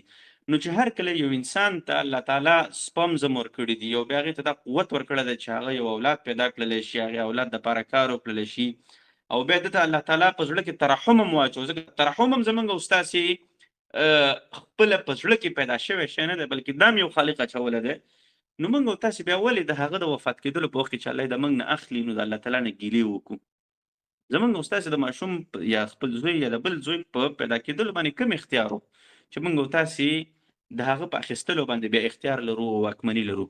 نو په دې خاطر باندې په کائنات کې چیرته کوم حادثه راځي، کوم مشکل په چا باندې راځي، کوم مشقت په چا باندې راځي، نو موږ او تاسې د حوادثو شاته چې کوم بیکګراوند دی یا حکمتونه دي یا دغه دي، هغې باندې نه یو خبر. مثال د خبرې، زه یو وخت کې ډېر زیات قرضداره شوم، ډېر غټه قرضه په ما باندې راغله. ما سره به همیشه دپاره په ذهن کې دا سوال را پیدا کېږي چې اخر زه ولې قرضداره شوم؟ خو نن چې 10 کاله یا 8 کاله د هغه قرضونه ختم شوي دي او هغه امتحانونه چې ډېره سخته وه، ډېر مشقتونه او تکالیف و، نن زه دا وایم یا الله ستا شکر دی چې هغه قرضونه په ما باندې وو. که چېرته تا په ما باندې هغه قرضونه هغه وخت کې نه وی راوستی، نو نن به زه نه تاجر کېدلم، نن به زه دومره قوت ته نه رسېدلم. نو کله نه کله الله تعالی په موږ او تاسې باندې سختي او مشکلات په دې خاطر باندې راولي چې موږ او تاسې خپله قوي شو، موږ او تاسې لټان یو، بلکل هم ځان چې دی د کامیابۍ نه، ځان هم د ښه مستقبل نه لرې کړی، داسې حرکات کوو، داسې اعمال کوو چې هغه زموږ او ستاسې خواهشات پوره کوی شي، د خواهشاتو مطابق خو وي، خو زموږ او ستاسې د مستقبل جوړېدنې مطابق نه وي. نو الله تعالی موږ او تاسې په سخته کې ور واچوي، مشکلات را باندې راولي، سختۍ را باندې راولي، تکالیف هم را باندې راولي. خو موږ ته خو دا اندازه نه کېږي که نه چې په مستقبل کې به څه شی کېږي. نو موږ ته خو مستقبل نه معلوم، خو زموږ خالق ته خو مستقبل معلوم وي که نه؟ زموږ الله ته خو مستقبل معلوم وي، ځکه هغه چې دی په موږ باندې هغه مشقت راچوي او هغه زموږ په مستقبل باندې خبر دی. یا مثال له خبرې، یو انسان دی او هغه د هدایت د لارې نه اوړي. موږ او تاسې په ژوند کې ډېر ښه اعمال هم کوو، بد اعمال هم کوو. که چېرته به موږ او تاسې باندې سختۍ یا مشکلات نه راتللی، موږ او تاسې به الله تعالی ته نه متوجه کېدلی. همدا سختۍ دي، همدا امتحانونه دي. ګوره دا ډمان هم چې تاسې وګورئ، دوی ګوره په سختیو کې صدقې مدقې ورکوي، په سختیو کې ګوره هغه خولېګانې اچولي او ځانونه مثال له خبرې بس دغه کوي. لکه مثال له خبرې دغه څیزونه به تاسې ډېر کتلی چې انسان هر څومره هم ګمراه شي، هر څومره هم په مشکلاتو کې شي، خو هغه بیا هم په سختیو کې چا ته ورمنډې وهي؟ الله تعالی ته ورمنډې وهي، د الله تعالی نه سوال کوي، الله تعالی ورته ځان را یادوي. نو په دې خاطر باندې کله نه کله زموږ په ژوند کې مشکلات په دې خاطر راځي چې موږ او تاسې د هدایت د لارې نه د ابد دپاره بیل نه شو. کله نه کله زموږ او ستاسې په ژوند کې مشکلات دا راځي چې موږ او تاسې په غلطو لارو باندې روان یو، د سمې لارې انتخاب وکړو. کله نه کله الله تعالی زموږ او ستاسې د لږ لږ ګناهونه د هغې عوضونه یا د هغې هغه جبیره چې موږ او تاسې باندې په دنیا کې راولي چې آخرت دپاره موږ او تاسې پاک شو. همدغه راز ډېر داسې وجوهات دي چې د هغې د وجې نه په انسانانو باندې امتحانات راځي، مشکلات راځي، مشقتونه راځي. او دغه مشکلات او مشقتونو او امتحانونو باندې څوک خبر دی؟ د دې کائناتو خالق خبر دی، د زمانې خالق خبر دی، د انسانانو خالق خبر دی. نو فلهذا که چېرته کوم ملحد د دغه مشکلاتو په وجه باندې د خالق انکار کوي یا دغه کوي، نو دا یو غیر منطقي، غیر عقلي او غیر اصولي موقف دی یا غیر اصولي خبره ده. نو دا د مسألة الشر په باره کې د ملحدینو چې کوم اعتراض دی، موږ تاسې دا وویلی. اوس چې کوم خلک دي او هغوی د سختیو د وجې نه په هغې باندې غریب شو، 15 کاله غریب و، 10 کاله غریب و. یو شاعر دی که نه، منتظر امام دی، چې شه د منظر امام په خپلو شعرونو کې وجه یا خالق مالدارانو ته د چرګان ورکړي دي او موږ ته د سابه راکړي دي او موږ باندې به دا څو کاله نور هم سابه خوري او دا خوري. لکه شاعري کړې ده، ډېره بېډه به شاعري کړې ده. نو دغه راز کله نه کله ځینې انسانان موږ او تاسې ګورو چې په هغوی باندې په ژوند کې مشکلات راشي، هغه مشکلاتونه د خپلو حماقتونو، د خپلو بېلاریو، د خپلو کمزوریو د وجې نه نشي وتلی او پړی په چا ور اچوي؟ پړی په الله تعالی باندې اچوي اعوذ بالله، چې دا خو الله تعالی په ما باندې دا حال دا چې هغه غلطي او هغه مشکل زمونږ او تاسې موږ او تاسې د خپل بدلون دپاره کار نه کوو، موږ او تاسې د خپل ځان دپاره، د خپلو حالاتو دپاره، د خپل قوم تغییر کولو دپاره، د خپل حالت تغییر کولو دپاره کار نه کوو، نو موږ او تاسې مسؤلیت په الله تعالی باندې اعوذ بالله اچوو. نو په دې خاطر باندې دغه شان اعتراضات چې کوم دي دا ټول په یو غټه مغالطه باندې بنا دي. او هغه مغالطه دا ده چې تاسو ته په یو مثال کې وړاندې کومه. یو امتحان دی او امتحان کې چې دی موږ او تاسې ته سر وکال دا ویل کېږي چې استاد چې دی رڼا ده، استاد دا شمع ده، استاد چې دی لارښود دی، استاد موږ او تاسې سره راساري کوونکی دی. یو ورځ راغله امتحان دی او په امتحان کې چې دی یو سوال داسې راغی چې په هغې باندې ته ناکامه کېږي. چې کله ته ګورې نو استاد تا سره خوا کې تېرېږي را تېرېږي، ته په دې وخت کې استاد ته وایې چې استاد زما ته لږ دا سوال راته حل کړه، ځکه زه که چېرته دا سوال حل نه کړم زه ناکامه کېږم. نو استاد به تا ته څه وایي چې ما تا ته اختیارات هم درکړي وو، تا ته مې پوره هر څه درکړي وو، نیکه لاره مې هم درته ښودلې وه، د سبق او د درس لاره مې هم درته ښودلې وه. نو چې هر څه مې درته ښودلي دي، نن د امتحان په ورځ باندې ته ما نه څنګه د دغه پوښتنه کې؟ او په دې وخت کې دا شاګرد پاسېږي او دا چې دی دا پرچه وشکوي او دا بد حالت راواخلي چې دا خو ما سره ظلم روان دی او استاد مبارک خو ما ټول عمر صحیح خبرې نه وي اورېدلې، استاد خو ما سره ظلم کوي او دا کوي دا. په همدې ترتیب باندې الله تعالی هم انسانانو ته اختیارات هم ورکړي دي، پوهه هم ورته ورکړې ده. او چې کومو خلکو ته پوهه نه ده وررسېدلې هغې سره حساب هم الله تعالی نه کوي، هغې ته اهل فتره وایي.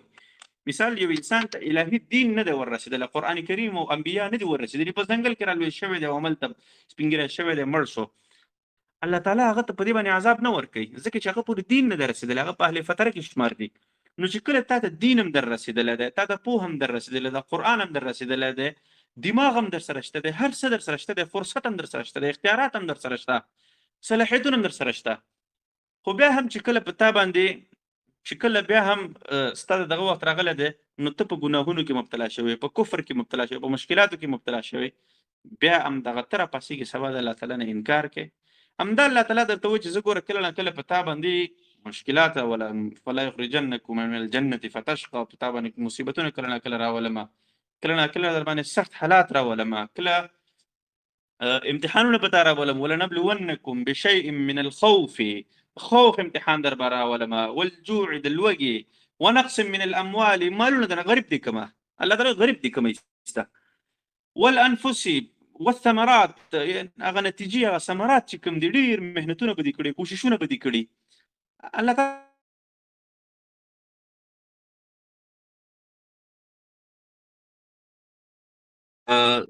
زما اواز صحیح دی؟ نو چې کله موږ او تاسې باندې چې کله موږ او تاسې باندې دغه امتحانات راځي نو آیا موږ او تاسې به د الله تعالی نافرماني کوو په دې صورت کې؟ نه، بلکې موږ او تاسې به دا امتحان ګڼو. د امتحان په مختلفو شکلونو کې موږ او تاسې باندې راتللی شي چې په هر شکل کې امتحاني زموږ او ستاسې مسؤلیت څه شی دی؟ دغه امتحان پاس کول، کامیابه کېدل. چې کله موږ او تاسې په امتحان کې پاس شو، کامیابه شو، د هغې عوضونو وعده الله تعالی موږ سره کړې ده او الله تعالی به موږ ته د دې عوضونه بیا راکوي. نو دا موږ او تاسې نن د الحاد مختصر تعریفات، ځینې وړې وړې عقیدې او بیا اخر کې د درې اعتراضاتو جوابات موږ او تاسې ویلې. اوس که د کوم ورونو سوالات وي نو هغه لاسونه پورته کړئ او سوالات چې د جناب غورځنګ صاحب راواخلئ چې څونه ډېر سوالات یې ښه ده. سمه ده استاد محترم، فی الحال درې ورونو لاس پورته کړی دی. اول DANNO دا څه نوم دی تاسو ته غدر کوو مایک. دوم شهلا مل ستانکزی، تاسو مایک مې هم خلاص کړو. او بل تاسو دواړو کې چې هر یو لومړی مایک لري مهرباني وکړئ کوم پوښتنه لرئ مطرح یې کړئ. السلام علیکم ورحمۃ اللہ وبرکاتہ. ټولو ته څوک چې ما غږ اوري همچنان استاد محترم ته ما پوښتنه په دې کې وه دغه خبره چې د الحاد او ملحد خو موږ یوه بله مسله معتده ده چې اوس لکه د موږ خپله په جامعه کې دا خبر راواخلو، زموږ مشران دي تېر سوي دي چې هغو په اطرافو کې ژوند کړی نو هغوی دي په عقیده سم دي، په باورو سم دي، خو کله نه کله دغه خبرې داسې یو خبرې ترې راوځي چې هغه که سره یو عالم یې اوري هغه ته نو هغه له سل ملحدو مخکې راځي، یعنې هغه خبره په همغه لحظه کې دغه درنده وي. نو هغو سره خلک برخورد پکار ده، هغه ته څښل پکار دي، یعنې هغو ته څښل دغه خبره لکه موږ په اطرافو کې اکثره اورېدي چې د آخر وختو کې چې کله دغه بعضې د علماو جاره بحث بس یو خبرې باندې د مذهبي مسایلو باندې نو بیا به ویل د دې الحمد و قل والله دې ساته بس نور په دې مسایلو کې مه ګډېږه. نو هغه دغه مسله چې دې ته بیا څه لاره د حل ده؟ مننه خیر مننه خیر اوسې. کاشکې یو بل مثال مو ورکړی وای چې د دې الحاد مربوط وي. مهرباني کوي استاد که د دې ورور پوښتنه مو اخیستې د ده پوښتنه ډېره مهمه پوښتنه ده. ځینې وخت موږ تاسې په دې کلو کې ګورو یو سړی یو هغه کنځاو کې ته دین داسې کومه یا یو څوک هغه داسې یو بېدینه غوندې خبره ترېنه وځي که نه. ګوره دا خبره د انسان د خولې نه وتل دا په دوه طریقو باندې. یو انسان په یو خبره باندې نه پوهېږي د خولې نه وځي، یو عادتا راغلي مروجه په خلکو کې پلارو نیکونو نه یا په ټولنه کې په کلي کې لا شعوري ډول باندې انسان کوي، د هغې په مفهوم باندې په معنا باندې نه خبر چا نه پوهه کړی.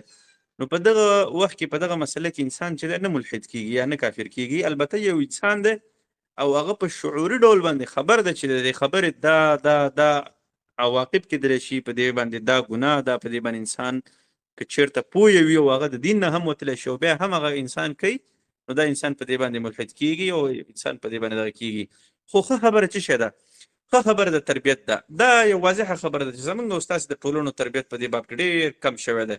که موږ تاسې نور قومونه وګورو نو هغوی په هره خبره کې الحمدلله، سبحان الله، الله اکبر، ماشاءالله، صلی علی النبي، درود ووایي، دا اذکار وایي. زمونږ او ستاسې بیا دا شی نشته. زمونږ او ستاسې په دې ټولنو کې بیا دا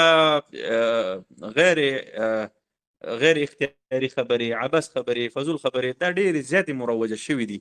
نو دې دپاره علماو تربیت اړتیا ده چې علما باید د خپلو عوامو د خلکو تربیت وکړي، د سپین ږیرو تربیت وکړي، د ماشومانو تربیت وکړي. په همدې ترتیب باندې د اذکارو یا د دیني عناناتو د سټیکرې چې مثال په هغې باندې ښې کلمې دیني کلمې لیکلی شوي، وړې سټیکرې چاپ کېږي، دا په دې دیوالونو باندې په دروازو په موټرونو کې یا مختلفو ځایونو کې لګېدلي، دغه څیزونه عام شي. نو تر څو د خلکو هغه ښه ترتیب سره تربیت وشي، دغه تربیت مسله ده.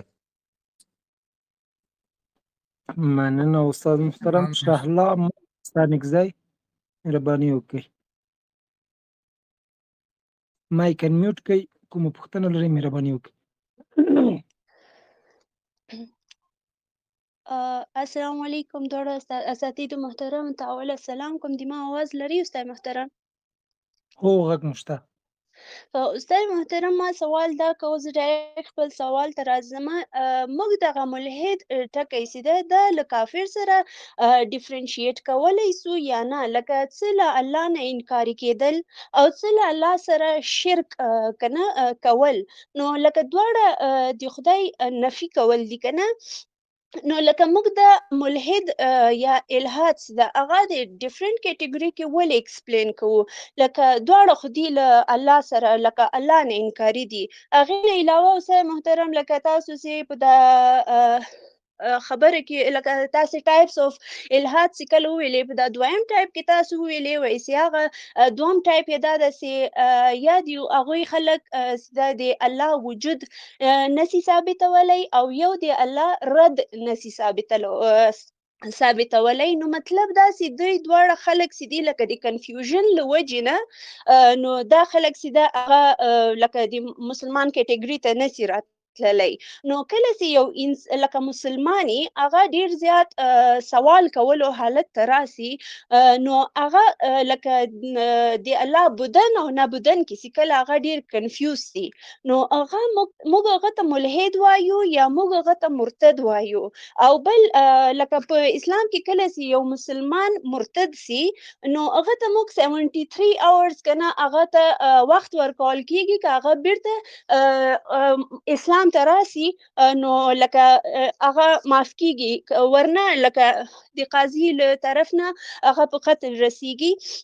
نو کله چې یو مسلمان د کنفیوژن له وجې نه له اسلام نه اوړي نو آیا هغه سره رعایت کیږي یا نه هغه هم لکه څنګه چې مرتد ټریټ کیږي هغه رقم ته ټریټ کیږي او هغې نه علاوه استاد محترم یو بل سوال لرمه چونکې دا د تھینکینګ مرتد ته یا سوري الحاد ته انسان چې ده هغه د کنفیوژن له وجې ځي نو یو پوښتنه مې دا کوله چونکې موږ نه پوهیږو اوس زه نه پوهیږم دا سوال د موضوع سره ریلیټډ دی یا نه مګر بیا هم زه کول غواړم لکه چونکې موږ نه پوهیږو چې الله څه رقم ښکاري یا د الله وجود څه رقم ته ده لکه موږ انسانان یو او موږ نه پوهیږو چې د الله اصلا وجود څه رقم ته ده او دا سترګې دې لپاره نه دي جوړې شوي چې موږ په دې دنیا کې الله ووینو نو لکه موږ ته دا هم جواز نه لري چې موږ الله ایمیجن کړو نو ځینې وخت کې چې کله فرضاً موږ لمونځ کوو په دې وخت کې انسان ته وسوسې راځي یا سوچ ورته راځي نو لکه فرضاً موږ سجده کوو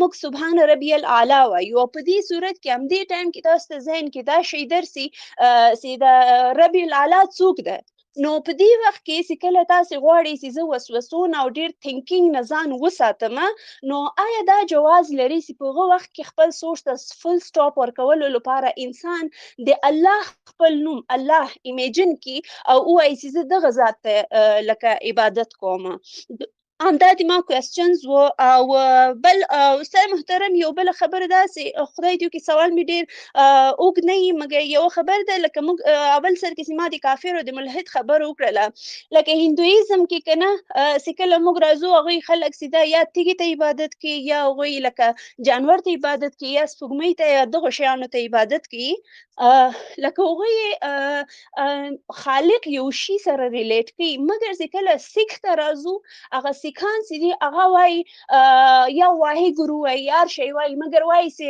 ګاډز ته ګاډ نوم ورکوي نو هغه او دغه ملحد دا دواړه فرق لري یا نه خدای دې وکړي سوال مې واضح کړی اوسي مننه ستاسې څلور سوالات دي تقریبا چې درې یا څلور سوالات دي اول نمبر باندې سوال ستاسې د ډیفرنسیشن په باره کې دی ګور هر کافر هغه ملحد نه وي ایتیست نه وي هر ایتیست هغه کافر وي ګوره دا د کفر کټګري چې دا یو ده الحاد کټګري دا بله ده د کفر کټګري چې ده هغه غټه ده او په دې کټګري کې بیا اهل کتاب هم شامل دي لکه مثال له خبرې عیسایان دي پکې یهود دي اوس د کفر کټګري غټه ده لویه کټګري ده په دې کټګري کې دننه بیا ملحد ده په دې کټګري کې مشرک ده په دې کټګري کې چې د عیسائی ده په دې کټګري کې يهودي ده نو په دې ترتیب باندې موږ او تاسې دغه ټول کټګریانې که موږ او تاسې وګورو نو دا ټول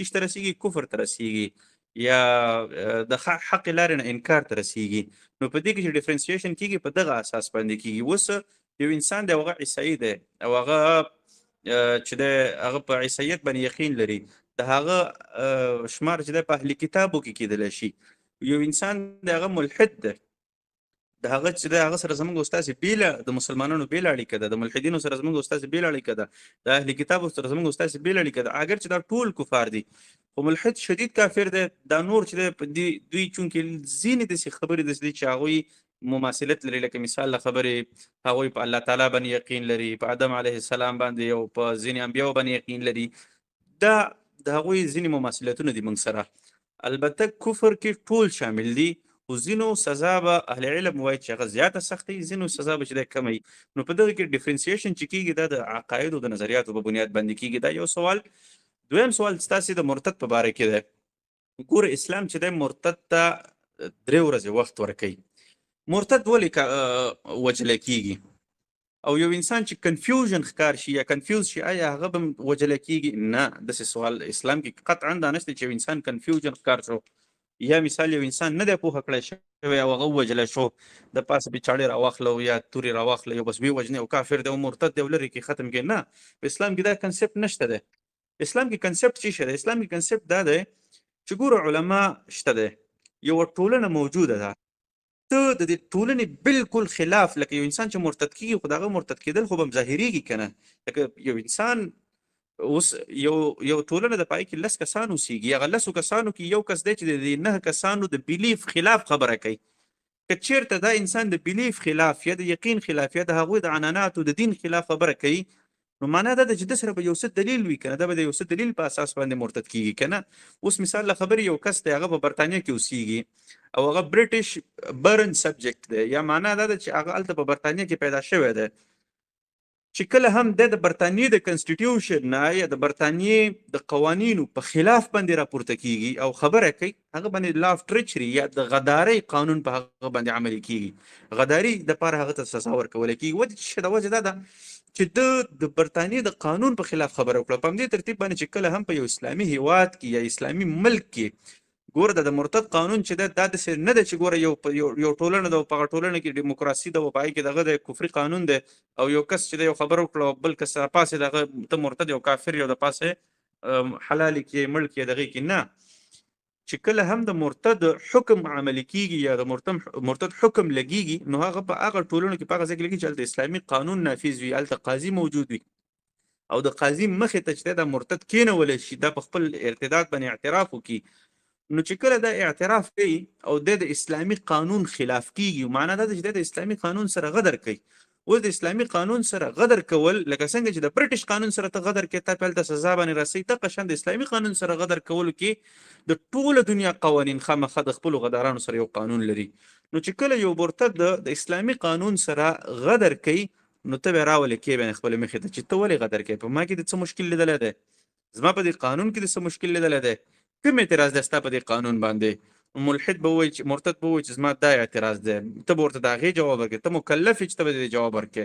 په اسلامي حکومت کې اسلامي قاضي علما په دې مکلف وي چې دې سړي ته به جواب ورکړي، بل سوال وکړو بل جواب ورکړي، بل سوال وکړو بل جواب ورکړي، تر هغه وخته پورې به ده ته جوابات ورکړي چې د ده کنفیوژن ختم نشي. که د ده د سوالات همداسې روانې د ده د پوهې مرحله د ځان پوهه کوي نو دته به څونه وخت هم دا روانې دته به پوهه ته ورکړي چې تر څو د ده کنفیوژن ختم شي.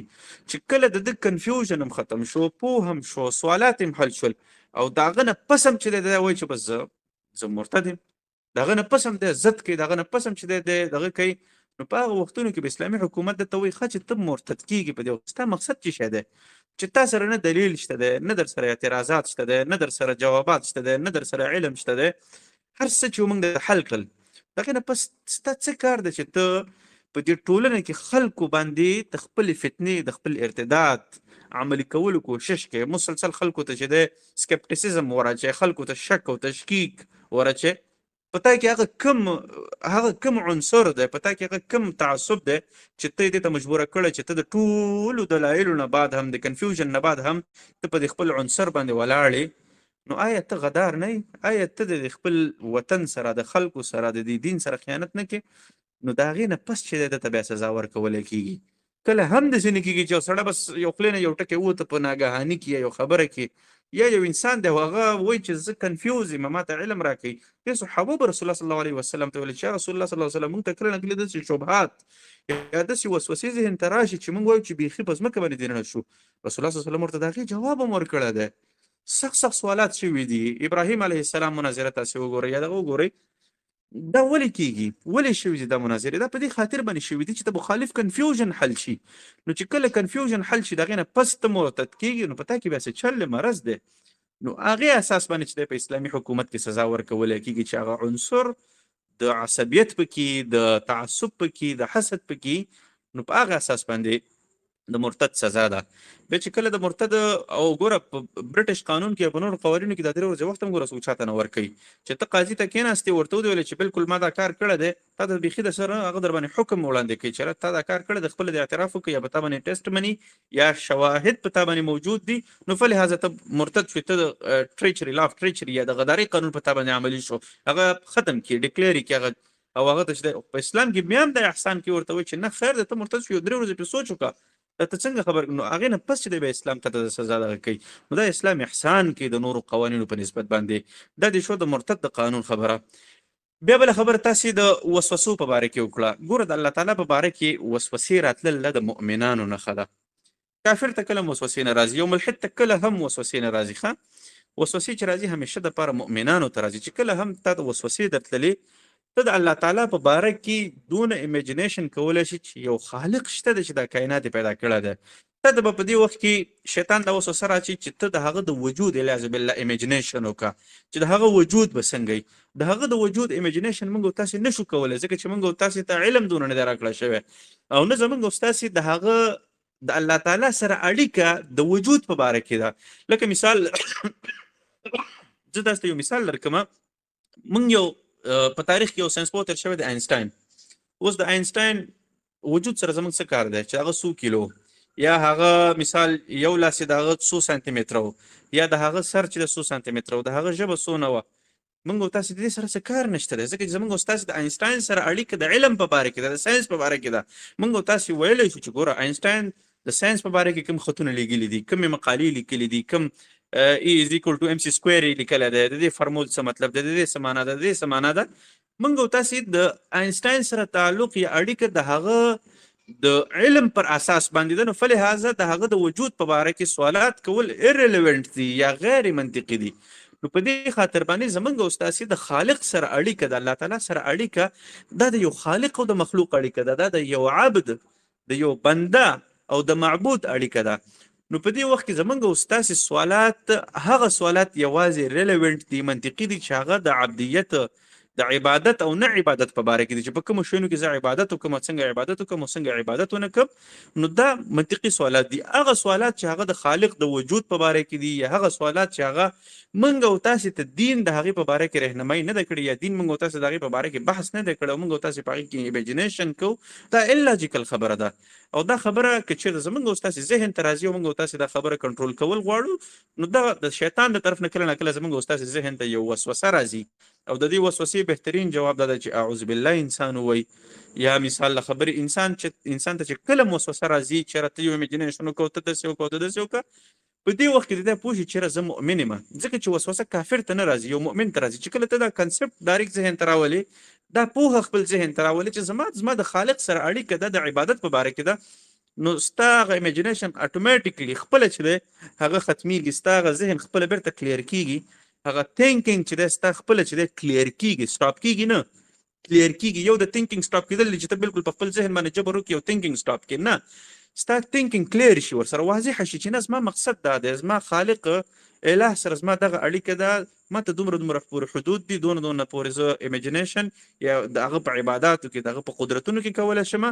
او دین علاوه چې دا کمې وسوسې ما ته راځي یا الله ته سوال کوو چې الله دا شیطان دی، شیطان ما لرې که زه پناه غواړم د شیطان، نعوذ بالله من الشیطان الرجیم ووایه، نو الله تعالی به چې تاسو ډېره مرسته کوي. دا کنسپټ ذهن ته راولئ چې دا د یو مؤمن نښه ده. اخري سوال چې کوم تاسو وکړه هغه د دغه په باره کې د تجسیم په باره کې تاسو وکړل چې لکه مثال خبرې یهود د هندوان دي یا سیکان دي، دوی کنسپټ د خدای څنګه لري. دوی ګوره یو منګه یو، اوس مثال من کعبې ته ځو، من کعبې ته په خپل ذات کې لکه څنګه چې د عمر رضی الله عنه قول دی په خپل ذات کې کعبې ته د معظمې په سترګه باندې نه ګورو چې دا په خپل ذات کې اټ سیلف داسې څه اصول یا داسې څه شکتي یا داسې یو څه خواص لري چې دا دغه نه، بلکې موږ ته الله تعالی ویلي دي چې تاسې د کعبې تعظیم وکړئ، تاسې د کعبې احترام وکړئ. موږ یې د الله تعالی د حکم پر اساس باندې تعظیم کوو او موږ یې احترام کوو د کعبې. په همدې ترتیب باندې یهودو کې بیا څنګه عقیده ده، یهود چې مورتي جوړئ، بت جوړئ. اوس لکه مثال ډاکټر رامچندر پرشاد وایي چې زموږ 33 کروړه خدایان دي. خپله د هندوانو غټ عالم دی که نه ډاکټر رامچندر پرشاد، هغه وایي چې زموږ 33 کروړه 330 میلیون ډایټیز یا زمونږ خدایان دي. دا د خوشحالۍ ده، دا د خفګان دی، دا د عذابونو دی، دا د طوفانونو دیوي ده، دا فلنکۍ دیوي ده، دا ډنګری دیوي، یا د یونانیانو په مایتالوجیز کې موږ تاسو لیدلی شو که نه.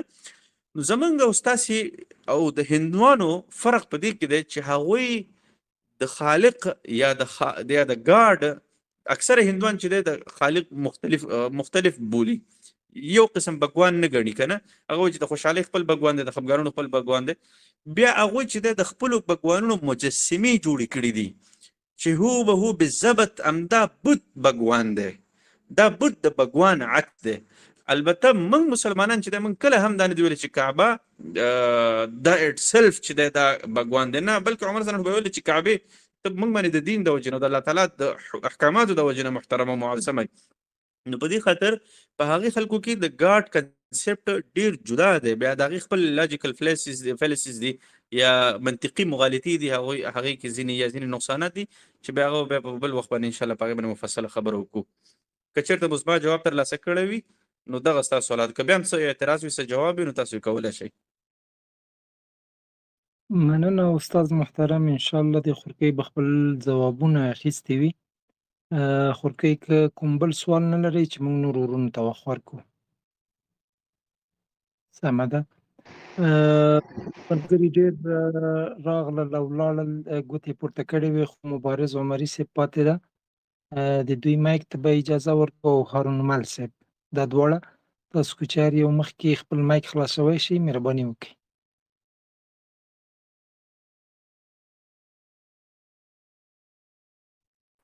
السلام علیکم ورحمۃ اللہ وبرکاتہ.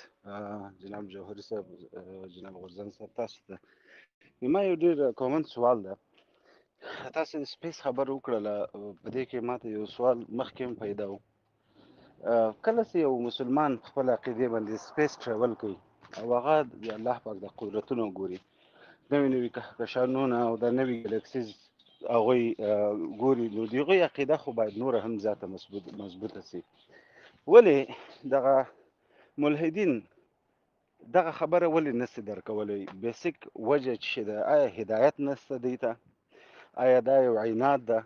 او که چیرته دا یو هدایت نه د الله پاک له طرفه، نو آیا دغه کسان به لکه مثال د پیغمبر علیه السلام فامیل مبارک ته که موږ لاړ شو، ډېر داسې کسان اوس هغوی منل الله پاک شته، ولې بېدینه تېر شوله.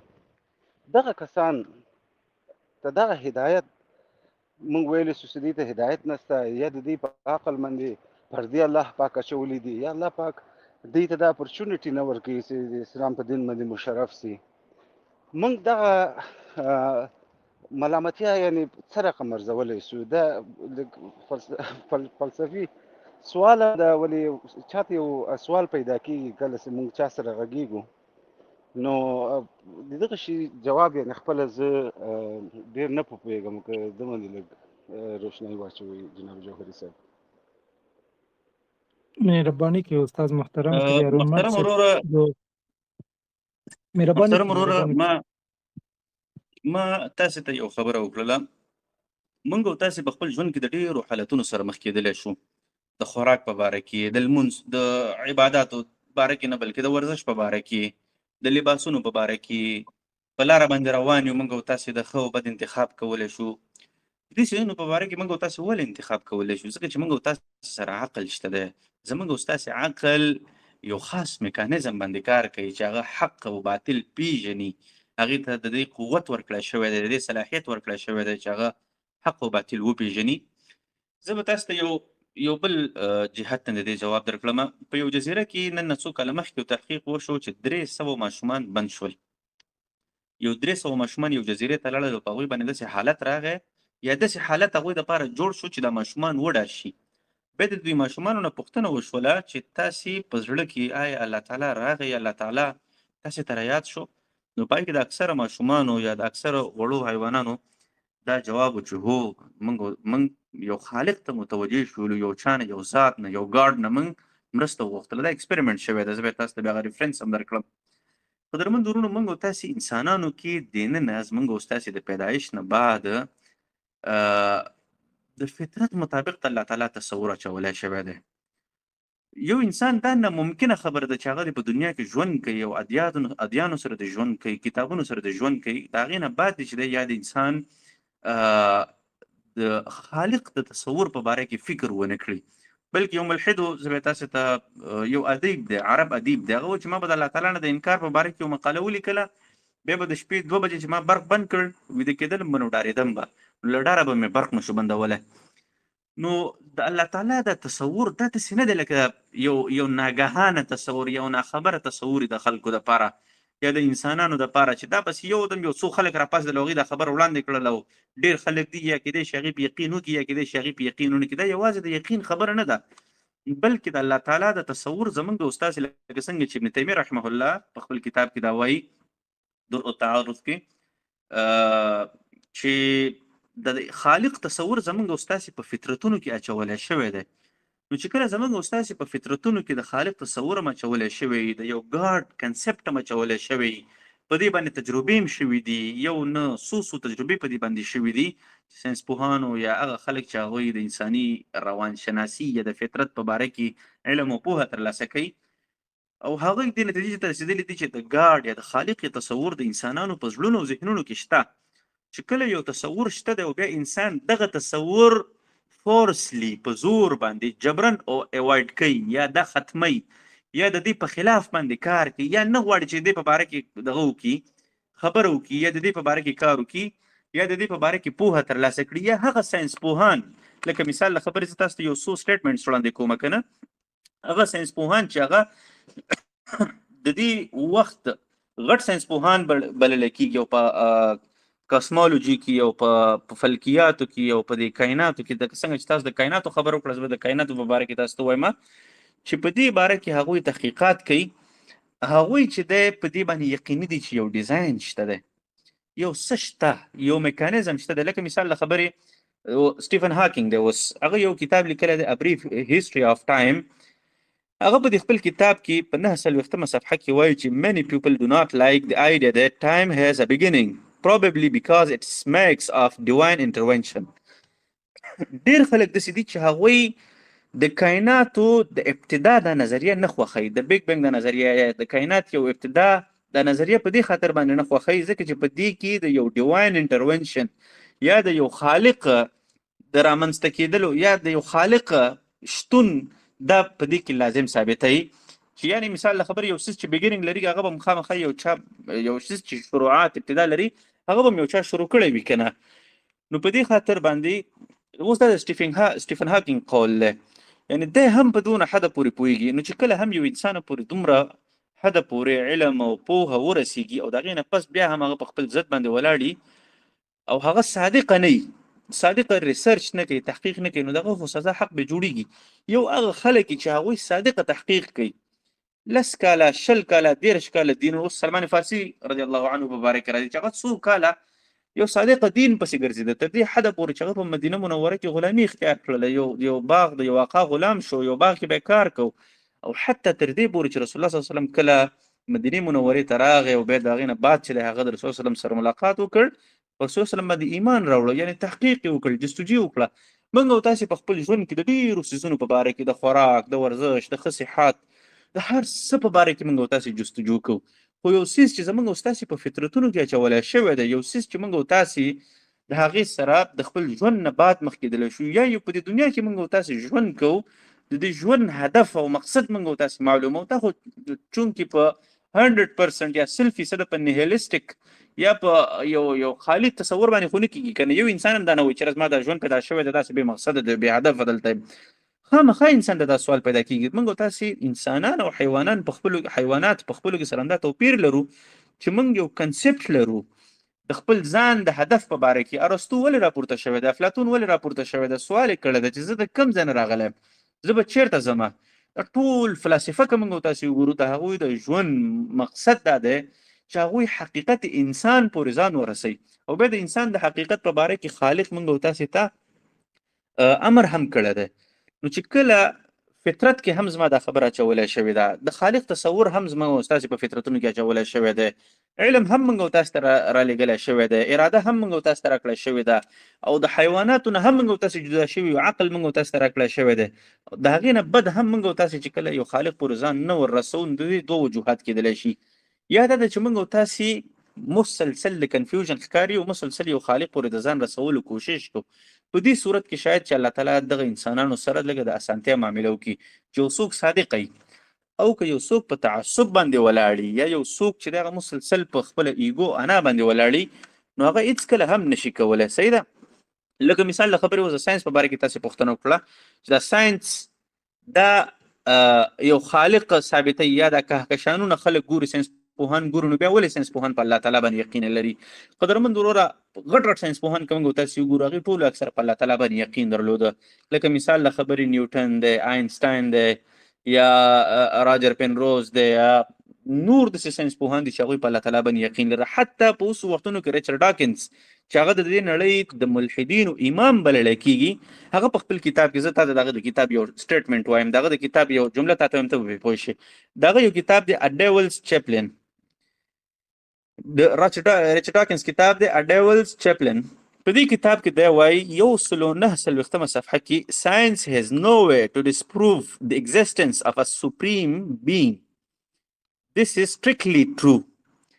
ساينس سره هیڅ لاره نشته دی چې هغه ډسپروف کی، یعنی غیر یقیني ثابت کی، غلط ثابت کی، عدم دلیل باندې یا ثابت نکړي existence of God، د existence of supreme being، یعنی د یو خالق یا supreme being یا د یو مبعد طبیعتي ذات. یعنی ساينس سره داسې څه لاره نشته دی چې هغه په د خالق انکار ثابت کی. په اسان الفاظو کې دا بیا ورسره وایي بریکټ بند this is strictly true، دا یو حقیقت دی.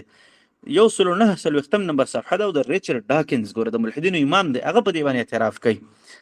Therefore, belief or disbelief in a supreme being is a matter of pure individual inclination. په دې خاطر باندې د یقین په خالق باندې او نه یقین یا په یو مبعد طبیعتي ذات باندې دا د انسانانو خپله یو ذاتي معامله ده. اوس ګوره دا ساینس پوه دی، دلته په ساینس دی، ګوره ساینس پوه دی ښه ریچارډ ډاکنز، او پی ایچ ډي ساینس پوه دی او غټ ملحد هم دی. دی په خپله په دې باندې اقرار کوي چې چېرې ساینس د الله تعالی انکار نشي ثابتولی. او د همده ریچارډ ډاکنز یو بل کوټ دی چې ما په خپل یو کتاب لیکلی دی د الحاد وروستی پړاو، په هغې کې ما راخیستی دی چې دا وایي چې په دې کائنات کې یو ډیزاین شته دی، یو کمپلیکسیټي پکې شته دی. نو چې هر کله یو ساینس پوه تر دې حده پورې رسیږي او د هغې نه پس هم هغه د خالق نه انکار کوي، نو آیا موږ او تاسې داسې ویلی شو چې دا انسان په ایلوژن کې مبتلا دی؟ نه شو ویلی که نه. نو په دې خاطر باندې الله تعالی انسانانو ته خپل پیغام را رسولی دی، او چې چا پورې الله تعالی پیغام را ورسوه هغه سره بیا حساب هم کوي.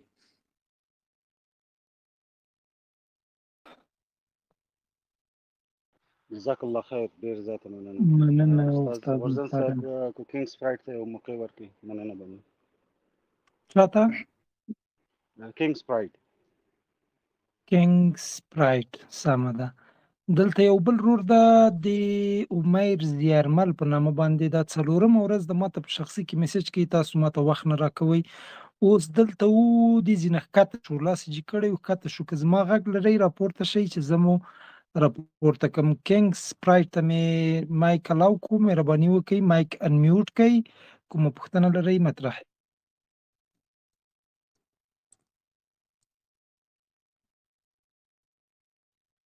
کینګ سپرایټ مهرباني وکړئ کومه پوښتنه لرئ. ستاسو مایک ته ما اجازه درکړې، فقط هغه انمیوټ کړئ، راشئ خبرې وکړئ. کینګ سپرایټ تاسو کولی شئ چې اوس وغږیږئ. خیر تر هر وخت مو چې وکولی شو مایک مو انمیوټ کړئ. دې نه مخکې عمر هلو السلام علیکم استاد، आवाज مې اورئ؟ او ستاسو غږ مهرباني شته، وکړئ. مهرباني وکړئ خپل سوال مطرح کړئ. استاد ما سوال چې د د خپل د دعوت مبارک ده، لکه نه پوهېږم چې ټاپک سره ریلیټډ ده یا نه.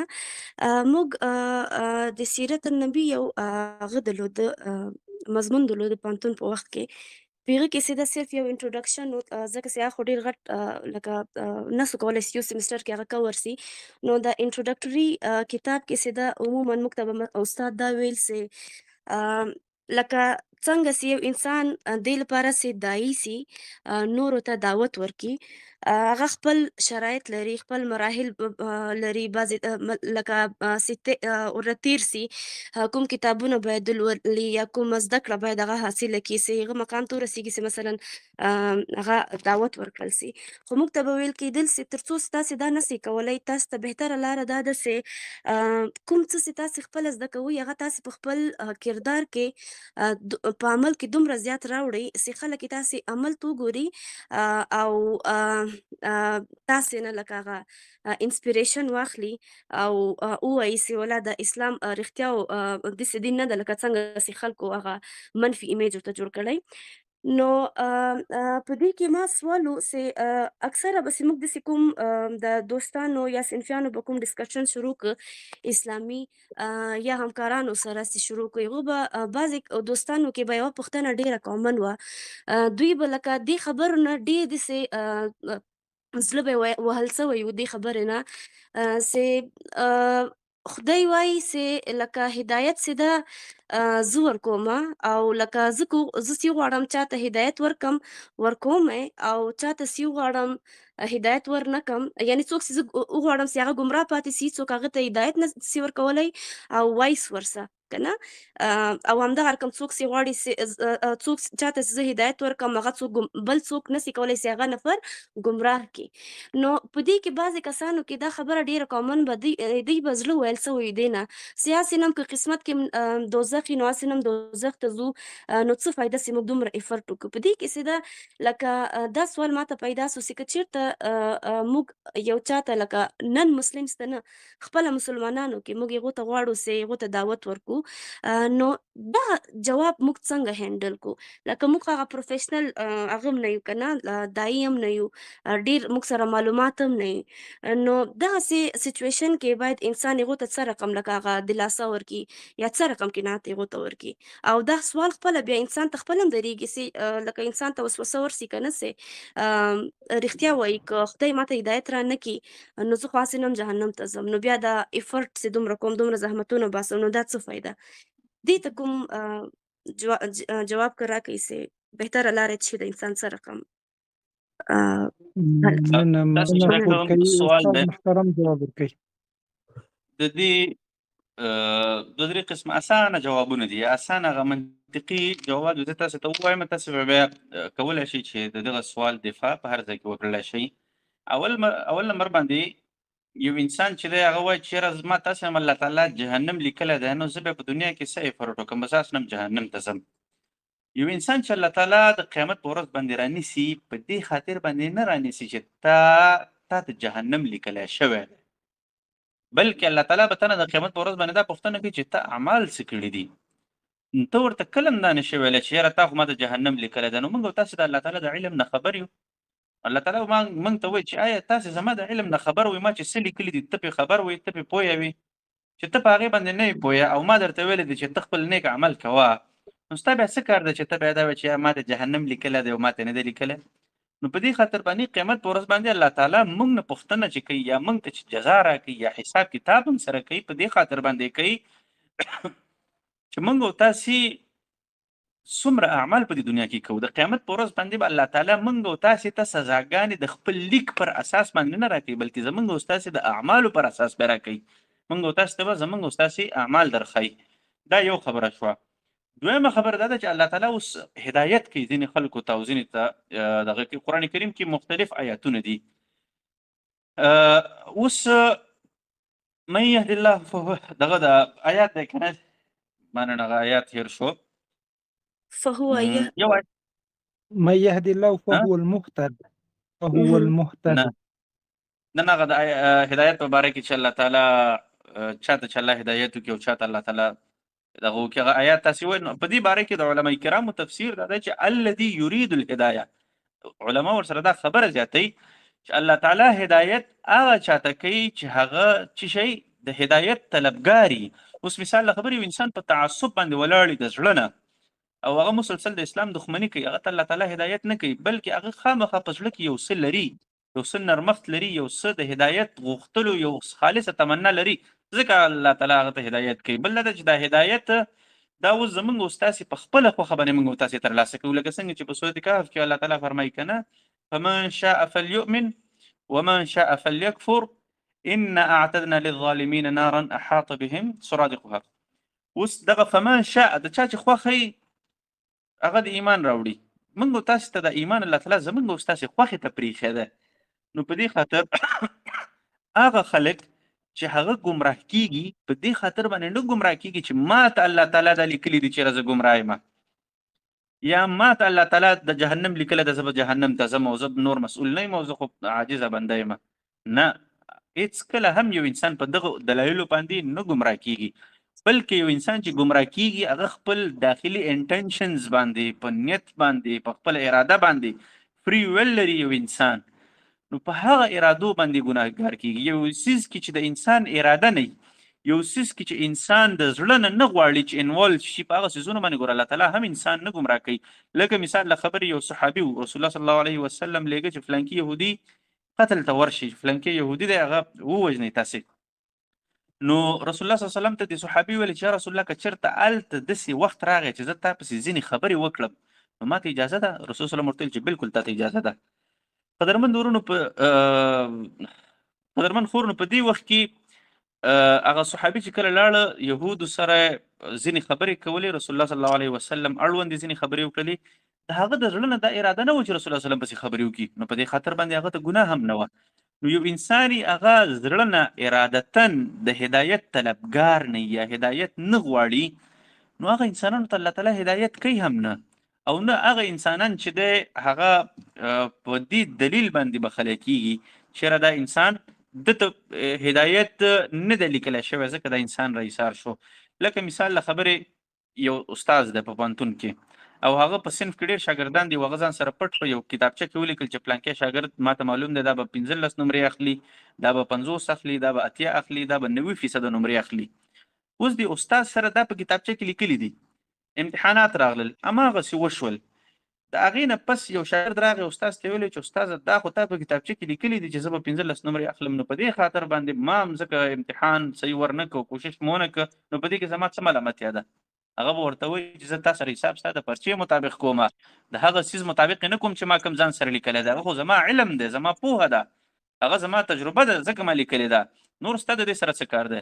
نو په دې خاطر باندې دا د هدایت موضوع چې دا هم په همدې ترتیب باندې د ډېر خلک په دې مغالطه کې مبتلا دي چې ما ته لیکلی شوی دی او ما ته به الله هدایت نه کوي، او نور شپه ورځ هغه لګیایي په ګناهونو کې مبتلا یي، بد اخلاقیو کې مبتلا یي، فساد او رشوتونو کې مبتلا یي، او چې زړه یې څه غواړي هغه کوي او بیا دلیل یې دغه نیولی. نو دا یو ډېر مختصر مغالطه باندې بنا دلیل ده او دا جواب دی. نو که چېرته بیا هم په دې کې اعتراضات دي تاسې اعتراض پرې کولی شئ، زه بیا ځواب درکړم. مننه استاد.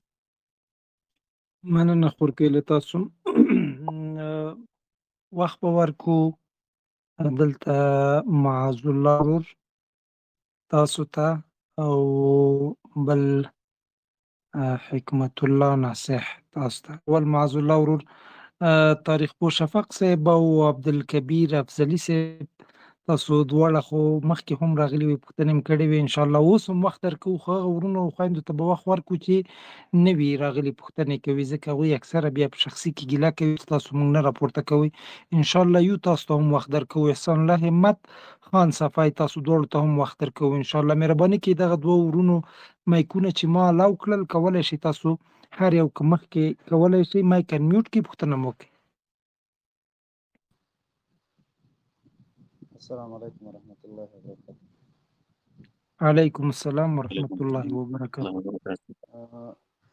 زما د استاد محترم نه پوښتنه دا ده چې د الحاد وجه څه ده، اصلي وجوهات څه دي چې یو مسلمان یا انسان د الحاد خواته ځي.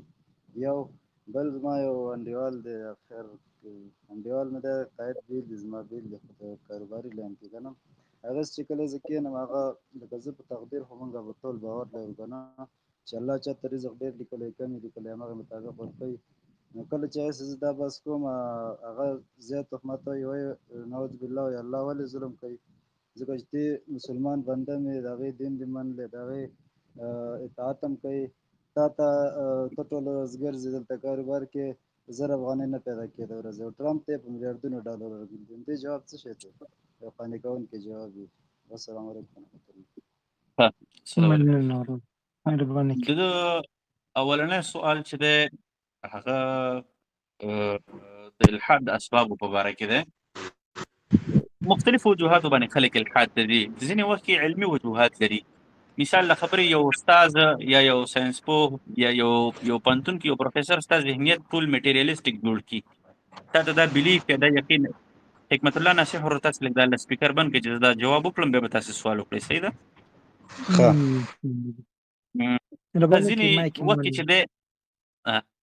ځینې وخت کې چې دی ځینې وخت کې یو انسان چې دی هغه په یو ځای کې اوسېږي، یو علمي چاپېریال کې اوسېږي، هغه علمي چاپېریال د ده ذهنیت میټیریالیسټیک یا مادیت والا ذهن جوړ کړي چې هغه شیان چې ماده د په هغې باندې به یقین لري، هغه شیان چې ماده نه د په هغې به یقین نه لري. یا یو ساینټیفیک ورلډ ویو جوړ کړي، یا ساینسي تصور جهان یا ساینسي نظریه د ده جوړه کړي چې کوم څیزونه ساینس مني هغه به مني، چې کوم څیزونه ساینس نه مني هغه به نه مني. اوس د ده دا نظریه جوړه شوله، کله نه کله ډېر خلک چې دی د پوهنتونونو شاګردان چې دی په دغه وجو باندې چې د الحاد ته ځي چې هغه ساینټیفیک ورلډ یا ماده پرست ذهن جوړ شي. ځینې وخت کې یو انسان مشکلات پسې راواخلي، تکالیف او مشقتونه او لانجې او دا څیزونه پسې راواخلي. اوس دا انسان چې دی په ذهن کې پوره علم نه لري چې دا مشکلات او مشقتونه په ما باندې ولې راځي، دا د الله تعالی امتحان دی په ما باندې راغلی دی یو څه وجوهاتو په بنا باندې. نو دغه پوهه دا نه لري په خپل ذهن کې، حوصله ورته نه لري، قوت ورته وبایلي، حوصله ورته وبایلي، نو دی په الله تعالی باندې نو چونکې بل طرف ته خو انسان شیطان هم لري، نو شیطان یې غوږونو سره کیني، هغه ورته وسوسې ورکوي چې ښه دا خو دا نشته دی او الله تعالی په تا ظلم کوي او دا ظلم دی او دا دی او دا دی او دا دی. همدغه وړې وړې وسوسې د ده دا ذهن چې دی راګیر کړي ساري کې دا لاړ شي الحاد ته. ځینې وخت کې چې دی یو انسان داسې حالاتو سره مخ شي چې هغه خواهشات دي، شهوات دي چې هغه پوره کوي. لکه مثال له خبرې د زندګۍ په شرابو کبابو کې مصروفه شي، بیا چې کله د ده انسان مخې ته یو څوک راځي او هغه ورته وایي چې دا کارونه مه کوه دا ګناه ده، نو دا خبرې چې دی د ده په دې خواهشاتو باندې بدې لګېږي. نو دا زما د خواهشاتو شهواتو نه منع کوي، نو د ده د شهواتو خواهشاتو کلیش راشي، لانجه راشي، یو تصادم راشي د چیش سره، د انسان د دعوت سره، د دین سره. نو ډېر خلک په دې خاطر باندې ما یو څوک مخکې یو کتاب مطالعه کو او هغه کتاب کې یو ملحد دا خبره کړې وه چې یاره زه په ځوانۍ کې ملحد وم، بیا وروسته ایمان راوړی یوازې او یوازې په دې خاطر باندې ملحد وم چې یاره ما ځان د شرابو نه شو منع کولی. نو ډېر داسې خلک دي چې هغوی شهواتو د لاسه، خواهشاتو د لاسه هغه ته ورته خبره کوي، ته ته وایي ځه بابا ته به په خپل خبر کې سملې، زه به په خپل خبر کې سملمه. ته باندې دا خبره دونه درنه ولګېږي چې د قبر هغه مسله هم هېره کړي، ستا هغه ښه خبره هم هېره کړي، دین هم هېر کړي او تا ته دونه یو دم د دماغ خراب شي چې داسې وچه سپوره خبره درته وکړي. نو په دې خاطر باندې کله نه کله د شهواتو خواهشاتو د وجې نه هم یو انسان تللی شي الحاد طرف ته. دغه دو درې وجوهات ما بیان کړل، نور وجوهات هم شته دی، هغه به بیا بل وخت کې ووایو. بل سوال ته در راځم، هغه تاسو دا وکړه چې ولې الله پاک ټرمپ ته پیسې ورکړي دي او زه د الله تعالی بنده یم او زه چې دی ما ته 1000 افغانۍ د ورځې نه راکوي. قدرمن درونو الله پاک یو چا باندې چې انعام کوي د پیسو په شکل کې کوي، یا که مثال له خبرې تا سره یو چویس دی یا یو اختیار دی در سره چې ته دا 1 لک روپۍ واخله، خو د دې دروازې نه چې اخوا ته لاړ شي 10 میلیارده پرتې دي، 10 میلیارده روپۍ پرتې دي، او بل ته وایي چې ته دا 15 لکه افغانۍ واخله، 15 لکه روپۍ واخله، د دې دروازې نه چې اخوا لاړ شي 1 روپۍ هم نه ده پرته. نو ته به دا 1 لک روپۍ اخلي او که دا 15 لکه به اخلي. د عقل تقاضا څه شی ده؟ د عقل تقاضا دا ده چې ته به دا 1 لک واخلي او په دغه ځای کې به لږ صبر وکړي او لږ په حوصله باندې به دروازې پورې انتظار وکړي، وبوځي او باندې به چې دی ډېر غټ انعام ترلاسه کړي. او دا بل انسان خامخا د قمقلې د قاضا ده چې هغه د ډېرې روپۍ خوښې کړي او هغه څه شي هغه د بهر ووځي او هلته لاړ شي او هغه ایمان یې مورپسې ورخرڅ کړی او لاړ شي هلته هېڅ شی هم نه وي. دا خو ما صرف د دې سوال یو جهت ته ویلی. اوس راځم هغه اصلي جواب د ستاسې چې موږ او تاسې ته کله هم الله تعالی دا نه دي ویلي چې یاره ته کلمه ووایه زه به تا ته په تنخوا کې $1 میلیارد درکړم، او نه راته الله تعالی دا ویلي دي چې ته زما کلمه که دې ونه ویلې زه به تا ته بس دا $1 میلیارد درکړم او قصه به ختمه شي. ایا موږ سره الله تعالی داسې قانون وضع کړی دی، داسې څه وعده الله موږ سره کړې ده؟ په کوم کتاب کې الله موږ سره دا وعده کړې چې الله تعالی موږ سره وعده نه ده کړې، نو موږ ته نه بیا ګیله ولې وکړو؟ الله تعالی خو موږ سره دا خبره کړې ده چې زه به په تا امتحان راولمه، د لوږې په صورت کې به در باندې راولمه، د مالونو د کموالي د صورت په صورت کې به در باندې راولمه، د مشکلاتو په صورت کې بچی به درنه اخلمه، پلار به درنه اخلمه، ورور چې د هغه به درنه اخلمه، زه به تا باندې په مختلفو طریقو امتحانات راولم، خو ته به ځان مضبوط ساتې. موږ او تاسو سره خو الله تعالی کله هم د عوضداري او د اجارهداري خبره نه ده کړې چې په دې دنیا کې د 15 منځونه وکړل فلهذا تا پسې به $14,000 ولیکلی شي او که 15 منځونه دې ونه کړل نو فلهذا تا پسې به نه لیکلی کېږي. نو فلهذا که کوم ملحدي یا کوم څوکي چې هغه تاسې ته دا خبره کوي ورته وروره ما سره خو الله تعالی په دنیا کې د $1 وعده نه ده کړې او نه ما ته هغه عوضونه راکړي او نه زه دا خپل منځونه په دې دنیا کې د ډالرو دپاره کوم. تاسې داسې څوک لیدلی دي چې هغه په دې دنیا کې منځونه دې دپاره کوي چې الله ما ته په همدې دنیا کې میلیارډونه ډالر راکړه او آخرت نه بېغمه شه. رسول الله صلی الله علیه وسلم په وخت کې تاسو وګورئ د روم سلطنت و د فارس سلطنت ډېر مالدار و. رسول الله صلی الله علیه وسلم نبي و، هغه به د خپلې خېټې پسې تیږې تړلې په غزواتو کې مشکلاتو د وجې نه. آیا هغه د الله تعالی نه لیاذ بالله کله دا سوال کړی ده چې یاره ما زه ستا عبادت کوم، زه ستا د دین دپاره د خېټې نه تیږې تاوومه او فارس والو ته دې دونه سره زر ورکړي دي او روم والو ته دې دونه سره زر ورکړي دي، ولې نه کولی رسول الله صلی الله علیه وسلم؟ وجه دا و چې رسول الله صلی الله علیه وسلم هوښیاره سړی و، پوهه سړی و چې زما د امتحان دی، دا مشکل دی، ما ته به الله تعالی د دې عوضونه راکوي، که نن یې نه راکوي سبا یې راکوي، که سبا یې نه راکوي د آخرت په ورځ یې راکوي. چې کله هم د انسان یقین جوړ شي، بلیف جوړ شي او دغه پیسهداري او هر ځای کې د پیسو پسې ځان لیونی کول، پیسو پسې ځان د دین نه باسل، ځان کفر ته رسول او دغه پیسو دوستۍ هم پیسو پورې تړل، رشتې هم پیسو پورې تړل، ایمان هم پیسو پورې تړل، عقیده هم پیسو پورې تړل او اسلام هم پیسو پورې تړل، دا د بېغیرته سړي کاري. موږ تاسو ته کله هم دین دا خبره نه ده کړې چې ستاسې به دا ایمانونه د پیسو پورې تړلي. نو په دې خاطر باندې چې کوم خلک دا وایي چې یاره ټرمپ ته دونه پیسې ورکړل شوي، ټرمپ دې دنیوي اسباب دې استعمال کړي دي، د ټرمپ په شان تم اسباب دنیوي استعمال که تا ته به هم الله تعالی درکړي. که چېرته ته نه استعمالوې اسباب او دا چې کومه ګټي او لږه ګټي ډېره ګټي چې هر څونه ګټي په دې باندې شکر وباسه، دا د الله تعالی د طرف نه یو نعمت دی تا دپاره. که لږې که ډېرې ته چې څونه خوري ټرمپ هم هغومره خوري، ته چې څنګه صحت داري کېدای چې ټرمپ هغه شان صحت نه لري. نو په دې خاطر باندې الله تعالی انعامات په انسانانو باندې په مختلفو شکلونو کې کړي دي. اووه میاشتې مخکې یو انسان د 3 میلیارده ډالرو خاوند و، ایسته ځان وواژه. ولې؟ ټینشن وپې، فشار وپې، ذهني تکلیف ورته. نو یو سړی که د پیسو په سر باندې یو چا باندې انعام کېږي، دا تا ته مثال له خبرې یو سړی و چې زه 3 میلیارده ډالر انعام در کوم، سبا در باندې دونه فشار راوړم ځان وژنې ته مجبوره کېږي. او بل انسان دی او هغه چې دی الله تعالی ورته وایي چې 1 لک ډالر در کومه یا 100 ډالر درته هره میاشت در کوم او ټول عمر به خوشحاله کم یو قبلی ته. طبیعي خبره ده چې ته به دا لږ قبلی. نو په دې خاطر باندې د الله تعالی د امتحاناتو یا د الله تعالی د انعاماتو دا تصور د هغه د انعاماتو د جان چخستل د خپل عقل مطابق او د ذهن مطابق او په ذهن کې ځان سره خاکه جوړول دا غیر منطقي خبره ده. یو ماشوم دی هغه ته یو خانک مستي کېده او بله خواته ورته 1 لک ډالر کېده، ورته ته څه شی اخلي؟ هغه به وایي زما بستونه او چکنیانو نه بغیر بل شی زما خوښېږي.